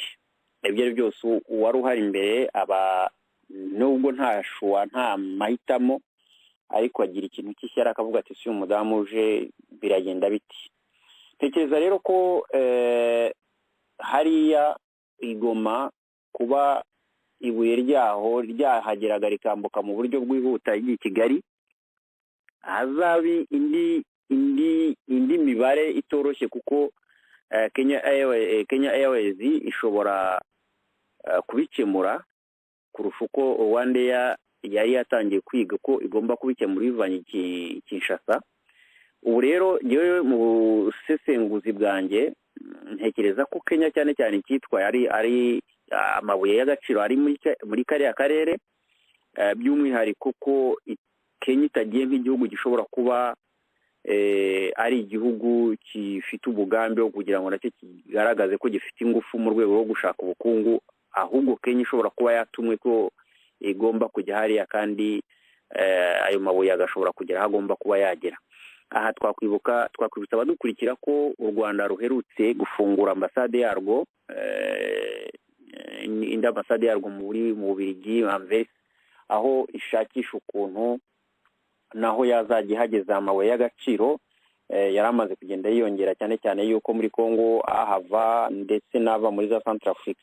Ubwo rero igihe kirageze yuko ibi bihugu by'i Burayi ndetse n'ibihugu bya za Amerika n'ibindi byongeramo ibya za Aziya n'Ubushinwa n'ibindi byose barimo batekereza ukuntu umutungo wa Congo bagomba kuwubona kandi baciye mu bihugu birimo bivuga rumwe nabo. Ntekereza ko ari bwo buryo Kenya ishobora kuba iri hariya, naho kubirebana na Uganda icyo nabivugaho nibuka ko intambara yabaye y'Abanyarwanda n'Abaganda igisangani yabaye ngira ngo hashize nk'icyumweru kimwe mvuyeyo rwose igisangani, ndetse icyari kirimo kiganirwaho ni uburyo bwo kureba ukuntu habaho imishyikirano kumvikana, ariko byavuye muri intambara. Ntekereza rero ko kugeza ubu munsi Abanyarwanda n'Abagande ntibazarasanirira ku mipaka ya Congo nako ku mipaka y'ibihugu byombi, ahubwo birashoboka yuko intambara rero ishobora kuzagaragarira muri Congo, ari naho u Rwanda rushobora kuzapima imbaraga za kabiri zarwo, kuko iya mbere yo u Rwanda rwarayitsinze. Iyi rero sinzi ko bashobora kuzayitsinda, izo ni analize zanjye. Nanatekereza ko mu by'ukuri iyo ntambara iramutse ibaye ishobora gushyiraho akadomo kurangira ku butegetsi bwa FPR cyangwa se ubutegetsi bwa Kagame. Ubwo rero yewe wenda iyo ngingo reka nse n'uyisubikiye ahangaha kuko abantu bashobora kuyiganiraho bikamara umwanya munini. Yego ngero n'akandi kantu gatoya wenda ndahita nkureka urangize. Nuko burya waruvuze uti byabaye ikisangani maze kuvayo hashaka uburyo haba ikibazo cya diplomasi bashyikira abantu baganira, ariko n'ibindi byose buriya ni kimwe. Intambara y'amasasu ijya kuvuga habanje diplomasi, abantu baganira, uretse wenda nk'abantu bo ikibazo cyo muri FPR simbizi, ariko ndibuka yuko no kugira ngo habe ibitero byo kujya gusenya inkambi muri Congo, kuko nicyo bitwaje burya ibintu bya Kabila byaje nyuma byo kujya kuvanaho mu butu. Nibuka yuko nanjye twabikurikiranaga twari mu Rwanda, habanje ibintu by'imishyikirano byo kuvuga ngo bigize impunzi à 200 km de la frontière. Ibyo bintu byaravuzwe cyane. Ndibuka ko Kengo Adondo yaje mu Rwanda yari premier ministre kuganira n'abayobozi b'u Rwanda kuri icyo kibazo, ibintu byinshi cyane, wa mugani inzira za diplomasi buriya ibintu bijya kujya. Ariko icyo nashaka kuvuga muri uriya mukino wa Congo niho n'Ubufaransa burimo gushaka kwinjirira, kuko ntabwo Ubufaransa bwakwiyenteresa ku Rwanda nk'uko twari tumaze kubivuga mu kanya, yaba hatariho inzira iganisha muri Kivu. Ntabwo bishoboka. Ubundi se mu Rwanda wowe waryaho iki ko natwe nta kigenda nyine rukinga babiri? Ariko haje abantu bategeka u Rwanda kibandi, ntiyatinya kubivuga, bafungura amarembo yerekeza muri Kivu, wanyura Bukavu, wanyura Goma, ariko nkeka cyane cyane wanyura Goma. Noneho abantu bose barusahuza ibisi yose baba ushaka kwinjira muri Congo, muri Kivu, ukaza ukanyura i Kigali, bakagira ibyo bagusaba, babyemera bakakureka ukagenda. Sinzi niba amakuru yananiwe kumvikana na Tshisekedi mwenyewe, ariko Tshisekedi aba ikisangani, bambi aba Kinshasa. Ni kuri none bitari 2,000 ahari vuye muri Kivu. Ni kuri cyane rero buriya akuru terime ahitamo kugira ngo anegosiye n'Abanyarwanda, ariko ukuntu yagera hariya, wenda ibyo bya Tshisekedi bizabiza nyuma. Iki kibazo gihari nuko ako kantu ka diplomasi, ako kabresh, ariko Abafaransa bashaka kwinjiramo. Ariko nabo wenda ntitwari twabivuze mu kanya, bagakina amakarita menshi ko bajya mu Rwanda, urumva barimo baragenda, ariko tuzi yuko no mu Uganda bariyo bafite aba instructeur deja b'abasirikare muri Uganda, abonye ko yegereza Tshisekedi no kugira ngo barebe. Ariko noneho bakareba bagasanga na Kagame akareba ati nubwo abantu bakina imikino myinshi kubera ko ari ahandi bigenda bizamba, reka nanjye nemere twegera n'ibintu by'amacenga menshi, ubwo n'ibyishuwa rero tuzabona barasanye. Nakunga ko nagira ngo nongereho gusa Beno warakoze. akoze cyane muvandimwe Aniseti, wenda nkomeza kuri iyo ngingo. Aniseti yarabaye nk'usorezaho ikintu cya diplomasi buriya iyo kinaniranye nibwo mva habayeho imbaraga za gisirikare, ariko icyo nashaka kubwira abadukurikiye nuko ikibazo cya Kongo nako ikibazo cy'abanyarwanda n'abagande igihe bari muri Kongo Gisangani, ndibuka icyo gihe tujyayo hari najyanye, hari Kayumba Nyamwasa, hari Frank Mugambage, hariyo Nyamvumba, hariyo Nyamvumba ndetse na Ruvusha, ariko ntabwo yari muri iyo nama ndabyibuka. Ndetse ku ruhande rwa Uganda ho hariyo uwitwa Jeje Odongo, hariyo James Kazini, hariyo na n'undi wapfuye wahoze akuriye inzego z'iperereza yitwa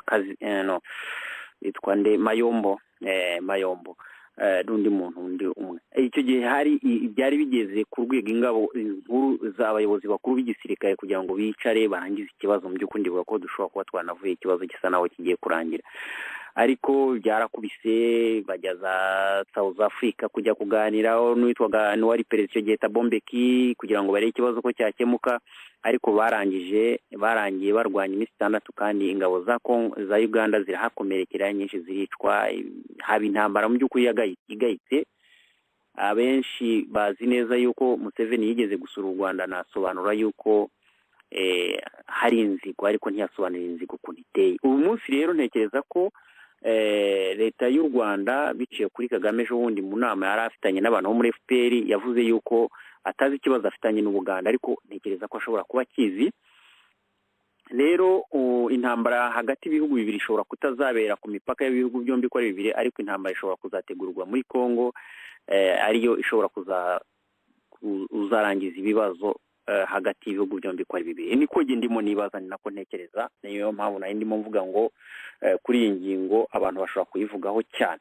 Aha nakwibutsa abadukurikira yuko imishyikirano y'ibi bibazo by'ibihugu bibiri, imipaka gufungwa, abaturage gushimutana, ibintu nk'ibyo byose byabanjijwe nanone n'imishyikirano aho u Rwanda rwagiye Uganda bakumvikana bikanga, bagajya muri Angola, ibyo murabizi mu minsi yashize, bagiye muri Kongo murabizi. Murumva rero aho birimo biganisha ibyo, reka tuse n'ababicumbikisha kuri iki tube tukiretse, ariko birumvikana neza yuko Kongo ishobora kuba iduhishiye ibintu tuzabona mu minsi iri imbere. Ingingo mparukiyeho rero nihuta, ni umunyarwanda witwa Cassien Ntamuhanga, bivugwa ko ashobora kuba afitwe n'inzego z'umutekano za Mozambique zamufunze.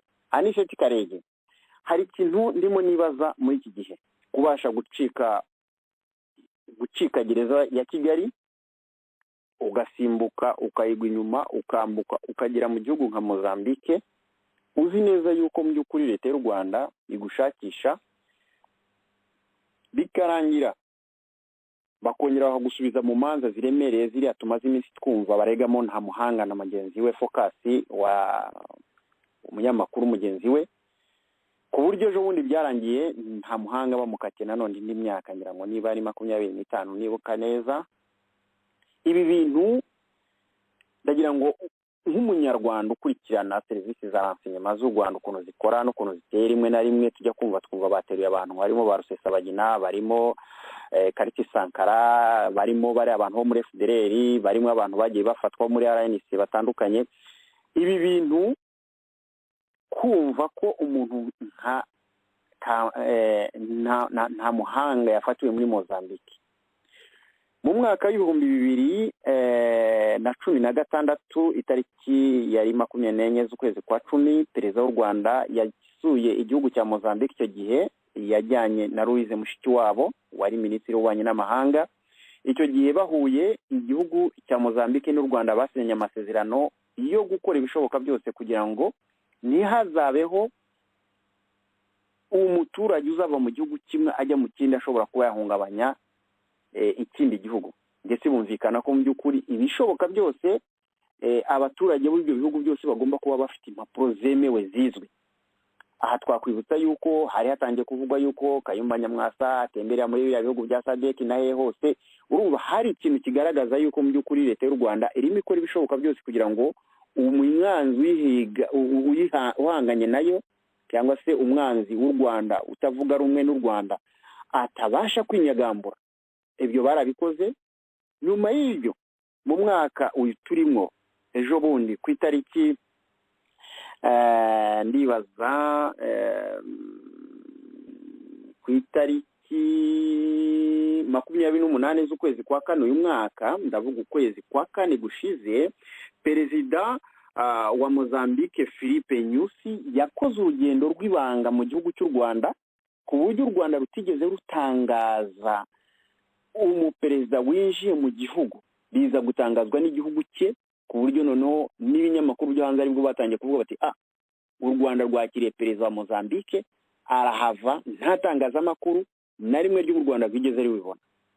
Ibi bintu byose umuntu nta muhanga kasi, umuntu ukurikirana politike y'akarere, umuntu wumvise mu minsi yashize ishimutwa ry'abantu batandukanye, umuntu wumvise akomeza gushyirwa mu majwi cyane n'ibinyamakuru nka za BBC, za VOA, ariko agakomeza agatsimbarara akaba mu gihugu cya Mozambique.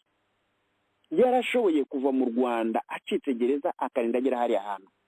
Niba nta muhanga kasi afite abantu bakorana cyangwa se baganira, Bwana Aniseti, kuba nta muhanga ashobora gufatirwa muri kiriya gihugu cya Mozambique areba izi ngendo, ibi bintu bimeze nk'ibanga rihishe ikintu gikomeye, ubona atari uburangare bwa Aniseti Karege, uburangare ku ruhande rwa nta muhanga, ku buryo ashobora gufatwa arimo areba umukino uri mukinwa na Kigali mu by'ukuri muri kiriya gihugu. Kuba nta muhanga ashobora gufatwa agashyirwa mu maboko ya Kigali akaba yakongera akagirirwa nabi, ubona ko byaba atari uburangare bwa nta muhanga cyangwa se na bagenzi be bashobora kuba batararebye kure ngo bavuge bati aha hantu turi nta mutekano dufite, reka dushakisha ahandi hantu hashobora kuba nibura hatavugwamo imikoranire ya hafi na leta y'u Rwanda. Aniseti, biroroshye kubivuga gutyo kuko umuntu wenda ikibazo cyamubayeho, burya n'uwo nawe icyo kibazo wibaza buriya nawe arakibaza. Ariko burya umunyarwanda yaravuze ngo iyo ngira ntya yari ijambo ku munsi wa nyuma. Ntabwo ari kuvuga ko atarabizi, ahubwo burya mu kibazo cyo guhunga iyo byagenze kuriya, urabona ko yatorotse na gereza, ahubwo uburyo yabishoboye simbizi, nabyo wenda harimo amayobera. Ubundi iyo bigenze kuriya, ikintu cya mbere abanyarwanda dutekereza, nanjye nishyizemo, ni ukuvuga uti njye kure gushoboka igihugu cy'u Rwanda. Wenda iyo bamufatira Mbarara nari kuvuga nturiya muhungu ni indangare, ariko bamufatiye Mozambique ntabwo atari yageze kure gushoboka k'umupaka w'u Rwanda, kuko Mozambique urabona umuntu aba yegereye inyanja y'Ubuhinde, uba wagiye wenda ashobora no kuba yashakaga, ntabwo mbizi n'ibyo ndimo kwitekereza ngewe, ashobora no gushaka wenda ati gufata indege biragoye, reka nzarebe ukuntu unyura mu bwato wenda njye no muri Aziya ntawamenya. Kuvuga rero ngo yaba yararangaye ntawe ubizi, cyane cyane ko ntazi n'imibereho uko yari iteye, ntabwo ari umuhungu nzi njyewe, nta muhanga ntabwo muzi, ariko ashobora no kuba wenda yari transit, kuko sinzi igihe yari amaze muri Mozambique, kuko nigeze no kumva igihe yitaga Muyombo ngo ari mu bintu byo kuvuga ku ibura rya Ben Rutabana. Icyo gihe bavugaga ko aba Kampala, ashobora kuba yaragiye hariya ari transit, cyangwa se akagenda ahinduranya. Hari n'abantu babikora gutyo, akava Uganda akajya Mozambique, akajya Malawi, akajya Zambia, kugira ngo arebe ko wenda yacengana n'abamuhiga, birashoboka. Hakaba n'ikindi kibazo wenda cyo kuvuga ati ngewe ndebye karibure yanjye nanjye niko nshobora kubitekereza, ndebye karibure yanjye ntabwo u Rwanda rwajya kuntangaho ibintu bya mirenge kugira ngo rumfate, kuko gufata umuntu buriya rero nko gufata Rusesabagina, gufata Karikite Sankara, hagendaho amafaranga menshi y'igihugu. Kugira ngo rero ujye kuyatanga ayo mafaranga nuko umuntu kuko uba umubona nk'umwanzi w'igihugu. Nta muhanga ashobora kureba akavuga ati ngewe ntabwo nishyira muri iyo karibure yo kugira ngo inzego zo hejuru z'umutekano mu Rwanda bajye kuntangaho amafaranga yose kugira ngo babone. Yaba ari nayivote ariko umuntu ashobora kubitekereza. Kuko abantu bavuga ibintu bitagenda mu Rwanda ni benshi cyane, kuko ugiye kubakarasa wenda uhereye kuri nimero ya mbere kugira ngo urebe uwo wajya gushaka, navuga nishyize mu mwanya w'abafata ibyo byemezo, yaba Perezida Kagame n'ibyegera bye, nta muhanga ashobora kureba akavuga ati ngewe sindi mwabo ngabo. Kuva wenda habanza bariya bigize gukorana n'abo bategetsi b'u Rwanda bya hafi, ati ngewe bazangeraho bitize. Akaba wenda yibagiza akantu kamwe, nuko ikibazo kijya kiba mu bantu b'abanyarwanda muri community y'abanyarwanda, ugira ikibazo burya kidaturutse i Kigali, ntabwo biva i Kigali, biva mu mubana, aricyo bita kugambana. Muri Mozambique rero sinzi abantu, sinzi igihe yamaze d'abord nabivuze, ariko sinzi n'abantu yakomunikaga nabo. Ashobora kugenda wenda agakomunika n'abantu aze ko ari inshuti zenda bakamuganira, bakamugambanira. Ashobora no kugira ibyago nk'umukozi wa ambasade ufite excès de zèle, akamenya aho ari, agatanga raporo akavuga ati ngiye mfite uburyo namufatisha. Ibyo byose ariko ni ibitekerezo byanjye, ni ndasipoza, ntabwo mbizi, nta makuru mfite. Icyo nashaka kubwira ni uko icyo wari uvuze uvuga uti si uburangare, ntabwo namushyiraho uburangare, ahubwo nahindukira navuga ni abanyarwanda wenda turebe nk'icyo wari wavuze mu kanya, turebe ibihugu bifitanye akoro d'extradition, ibintu byo guhererekanya imfungwa n'abanyarwanda n'igihugu cy'u Rwanda rwa FPR. Ndabisubiramo, kuko iyo bigenze kuriya buri muntu wese yagusitaraho akagutanga, nta n'ikibazo ufite. Kandi iyo rero akatiwe uba uri vulnerable cyane. Bamukata imyaka 25 mu rukiko rwa mbere, nk'uko bivugaga ejo bundi, niba ari ubujurire niba ari urw'ikirenga, iyo myaka rwarayikonfirmye, imyaka 25 y'akamama. Ubwo rero ntabwo navuga ngo yararangaye, ubwo simbizi. Ukamenya ibihugu turimo uko bimeze, niba bafitanye akoro n'u Rwanda cyangwa niyo haba hatarakora, ariko n'ubucuti, cyane cyane ibihugu bya Afurika. Umuntu ashobora kuguhumeka gusa akagutanga. Niko Afurika ikoze. Uko Sankara yafashwe ntabwo turabimenya ubu ngubu, ariko ni muri urwo rwego bakemera bagatanga amafaranga menshi bakamuzana. Ntabwo rero navugaho byinshi kubera yuko nakubwiye ko ngiye uriya mugabo Cassien Ntamuhanga ntabwo muzi, dosiye sinyizi cyane, no kubibona mu itangazamakuru, ariko kandi nta nubwo namushinja kuko nawe ntabwo ari umwana, yarazi ko umutekano wenda ugeraniwe, ubwo yashakaga uburyo irwanaho. Ariko hari n'igihe ushobora guhunga umutego umwe ukagwa mu wundi. Ndumva ari icyo navuga. Benwa, urakoze. Akoze cyane muvandimwe, nanjye nakongeraho ko uri mu byizi mukwe buriya ntako batagize. Reka twizere yuko Imana izakomeza kubana nawe, ndetse hari n'abarimo bakora ibishoboka byose kugira ngo uburenganzira bw'ikiremwa muntu bwubahirizwe, na cyane ko numva ko yari afite ibyangombwa by'ubuhungiro bwa kiriya gihugu cya Mozambique. Icyanyuma rero dusoza ikiganiro cyacu aniseti, harimo haribazwa impamvu leta y'u Rwanda ikoresheje ibinyamakuru byayo mu ijwi ry'abavugizi bayo, cyane cyane ikinyamakuru Rushyashya Igihe.com ndetse n'umutekinisiye wirirwa ashakisha ibyaha by'abanyarwanda bwana Tom Ndahiro arimo avuga cyane ku mwanditsi cyangwa se ku muhanzi akaba n'umwe mu bantu bakorera ku mbuga nkoranyambaga Karasira Aimable arimo aramwibasira cyane, barimo baramwibasira cyane bashakisha uburyo bwose bwashoboka kugira ngo ajyanwe mu nkiko. Aniseti ntagiye mu magambo menshi ibintu wagiye ubikurikirana, wagiye ubibona, utekereza ko hari itegeko rishobora kuba ryahana uyu muntu gutanga ibitekerezo bye, kuko na cyane cyane ko itegeko nshinga ry'u Rwanda riha uburenganzira umunyarwanda gutanga ibitekerezo agamije gusenya abanyarwanda cyangwa kubaryanisha, muzi ukuntu mbivuga neza.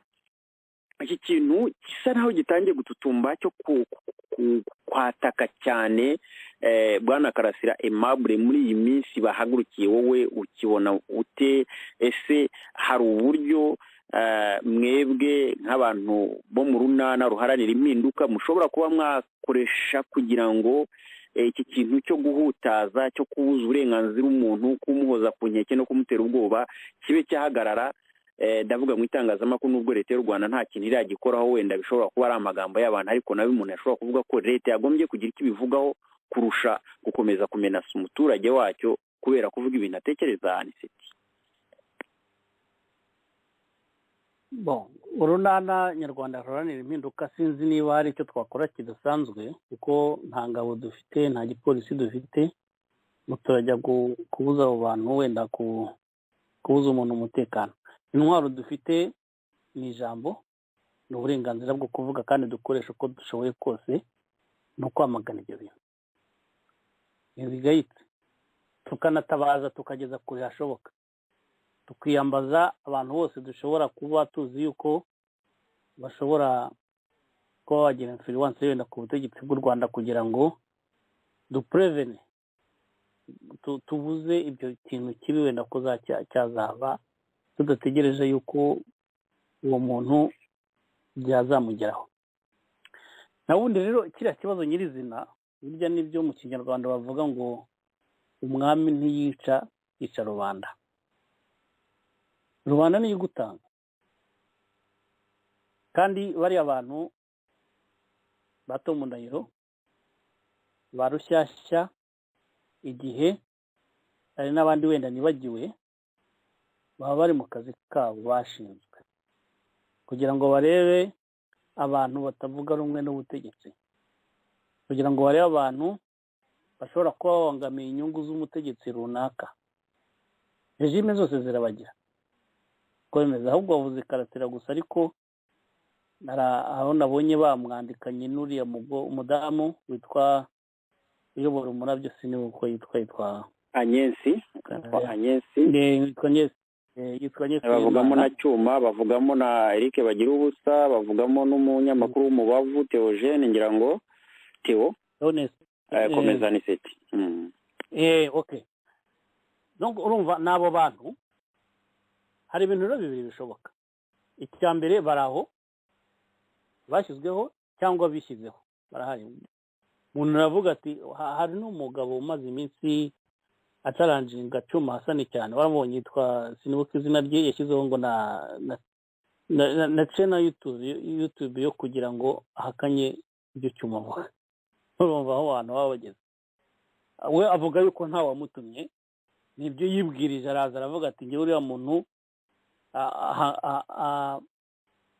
abangamiye ubutegetsi bwacu, none ngiye kumurwanya, akabikora ibyo ngibyo. Kuko hari abantu biha iyo misiyo, ikintu cyo gukunda abari ku butegetsi cyane nabyo birashoboka, akavuga ati ngewe umuntu wakanya bose ngiye kubamerera nabi. Ashobora kubikora abyibwirije, kubera iyo mpamvu ashobora kubikora abyibwirije nanone, avuga ati abategetsi bazamubona, noneho nanjye banyibuke barebe ko icyo bangenera. Ibyo nabyo birashoboka. Hari noneho n'abikora batumwe cyane, nka bariya ba Rushyashya bo baba batumwe, ndabizi abantu b'igihe baba batumwe, ariko abandi bose bo ku ruhande simbizi. Tom Ndahiro ndabizi ko ari misiyo ye. Abandi bose rero hari abandi bazahaguruka bavuga bati wowe urwanya ubutegetsi bw'u Rwanda, uvuga ibintu bitemewe, utanyiriza, tugomba gukomerera nabi. abantu bose bakaguhagurukira. Urumva iyo ubashyize muri izo ngeri zose finaloma baba benshi. Burya hiyongeraho n'abandi bantu mutazi. Iyo uvuga biriya bintu bakarasira bavuga kamemo baratinyuka ibintu abandi bantu badatinyuka kuvuga. Burya hari n'abandi bantu mutamenya, wenda atari cyo warumbajije, kuko warumbajije abavugira ubutegetsi, bo batakwifuriza ikibi ariko bagukunda. No, ibyo ngiye kukubwira byo ndabizi neza. Abantu bagukunda bo mu muryango wawe bazakubwira bati ariko ubundi wowe uvuga iki, wagiye uceceka. Ko iyo ugize ikibazo, tuvuge nka buriya Kayidamange, wabonye ko umugabo we, impamya ko umugabo wamwanga niyo batakiri kumwe, niyo wa mbere uvuga, uretse ko we nyine yakoze amakosa yo kujya mu itangazamakuru.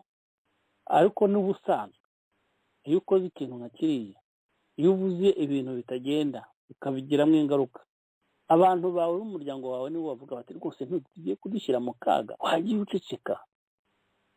Urabona ibi bintu byananiye abantu bose ari uzabihindura. Niko bigenda. Ariko abo ngabo bashyize ku ruhande. Ikibazo rero ni bariya bagambanye. Nibagiye kuvugamo uwitwa Marie Immaculée Ingabire. Bariya bo ni abantu baba bifuriza abantu inabi, kandi nta kindi kintu abashinja uretse gutanga ibitekerezo byabo. Kugira ngo Benoit cyangwa n'abadukurikiye bose ukurikire disikuru zose, ibintu Aimable Karasira avuga cyangwa Cyuma Hassan, nize kuvuga abanyapolitiki wenda Ingabire na Ntaganda, ariko urebe ibiganiro turabizi ko avuga ibintu benshi badatinyuka kuvuga, ariko mbwira icyo avuga kitari cyo cyangwa aho yatukanye. Naho hambonera ndavuga ko umuntu koko ari urwango mu baturage, atanga ibitekerezo bye. Rero n'ikimenyetso rero simusiga cyuko mu Rwanda nta burenganzira bwo gutekereza buhari, nta burenganzira bwo kuvuga icyo ushaka, icyo utekereza buhari. Icyo bashaka no kugenda mu murongo wa FPR. We wagira igitekerezo cyawe bwite nk'uko ubyemererwa n'itegeko nshinga, nk'uko ubyemererwa n'amategeko mpuzamahanga, nk'uko ubyemererwa n'uko wavutse, kuko umuntu avuka afite uburenganzira bwe. We wavuga uko ubyumva, abantu bakakugendaho. Iki kibazo gihari rero, icyo nagusubiza tout simplement nuko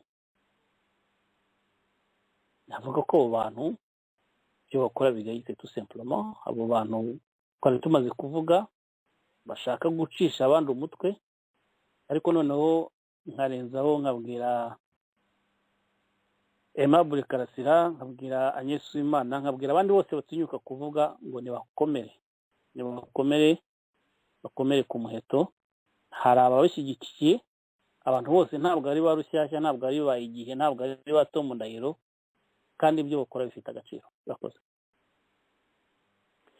Nyokoze cyane Aniseti Karege gutanga ibisobanuro ndetse unasesengura ugaragaza mu by'ukuri abo bavandimwe bacu, abanyarwanda bagenzi bacu, uburyo barimo bahangana n'ibyitwa yuko ari amafuti n'amakosa akorwa n'inzego z'ubutegetsi, ariko hakabaho abandi bantu baca ku ruhande kugira ngo babafunge umunwa cyangwa babereke ko gereza zibategereje cyangwa bashobora no kuba bakwicwa. Urakoze cyane ku bisobanuro. Kino ndi bwongereho, ariko nanasaba yuko abanyarwanda hirya no hino biragaragara ko hari intambwe imaze guterwa muri diplomasi, ariko hari ikindi kintu gisabwa kugira ngo noneho dutangire twige umuti, dushakishe uburyo noneho tugomba natwe gutangira kwiga uburyo bwo kwishakira umutekano hakoreshejwe uburyo bwose bushoboka, kuko bigaragara ko leta y'u Rwanda yo ifite inzira ebyiri. Ifite inzira imwe yo kuducecekesha cyangwa se yo kutugirira nabi. Ubwo rero kuri iyo ngiyo kuducecekesha byo ntibishoboka, kuko murimo murabikora bishoboka kandi biragaragara, n'amahanga arabibona, ariko kubirebana n'ubwirinzi nta kirakorwa. Abanyarwanda mutangire mwige uburyo iyi strategy nayo yatangira kwigwaho n'uburyo abantu bashobora kubishyira mu bikorwa abantu bagatangira kwirinda cyane cyane ahantu baherereye. Banyarwanda rero, banyarwandakazi, nk'uko mubyumva, mwari kumwe nanjye Umuhoza Benoit, nshimira cyane by'umwihariko umuvandimwe Aniseti Karege twabanye muri iki kiganiro. Aniseti, sinzi niba ntarasoza, niba hari icyo ufite wongeraho kugira ngo turangize ikiganiro cyacu cy'uyu munsi. Ntabwo ndimo nkumva, buriya hari akabazo ka tekinike. Reka noneho nsoze ikiganiro mvuga ngo nakabazo ka tekinike gahari nari kuri mute, ariko nta nicyo nongeraho kidasanzwe, no kugira ngo ngushimire kuko wayoboye ikiganiro neza. Ubwo rero nagira ngo nongere nshimire n'abandi bose, mpereye ko bari ku buhanga bw'ibyuma, nshimira n'abari badukurikiye bose ntavanguye, nkababwira yuko turi kumwe kandi inkunga badutera badukurikira, batwoherereza ubutumwa, batubwira ibitekerezo byabo, batubwira uko bumvise ibyo tuvuga, twaba twemeranywa twaba tutemeranywa, byose ni inkunga ikomeye. Murakoze rero, naho utaha, Imana ibarinde. Urakoze cyane Aniseti Karege, nanjye ndagushimiye by'umwihariko kuba wafashe umwanya ungana gutya tukaganira ku bibazo bitandukanye ndetse tugerageza kubivuga uko tubyumva. Ndashimira cyane ku buhanga bw'ibyuma bakomeje kubana natwe ndetse no kugira ngo ikiganiro cyacu kibashe kugenda neza. Ndashimira abadukurikiye ndetse n'abazadukurikira n'abakomeje kuduha ibitekerezo. Mwese turabashimira cyane. Ikiganiro cyanyu cyangwa se tubagezaho buri wa gatatu urwatubyaye, tuzongera tugaruke tuganira icyumweru gitaha ku wa gatatu, igihe nk'iki ngiki tubagezaho amakuru mashya uko bisanzwe. Kuri jyewe rero ndababwiye ngo ikiganiro tugisoreje ahangaha cy'uyu munsi nakagaruka.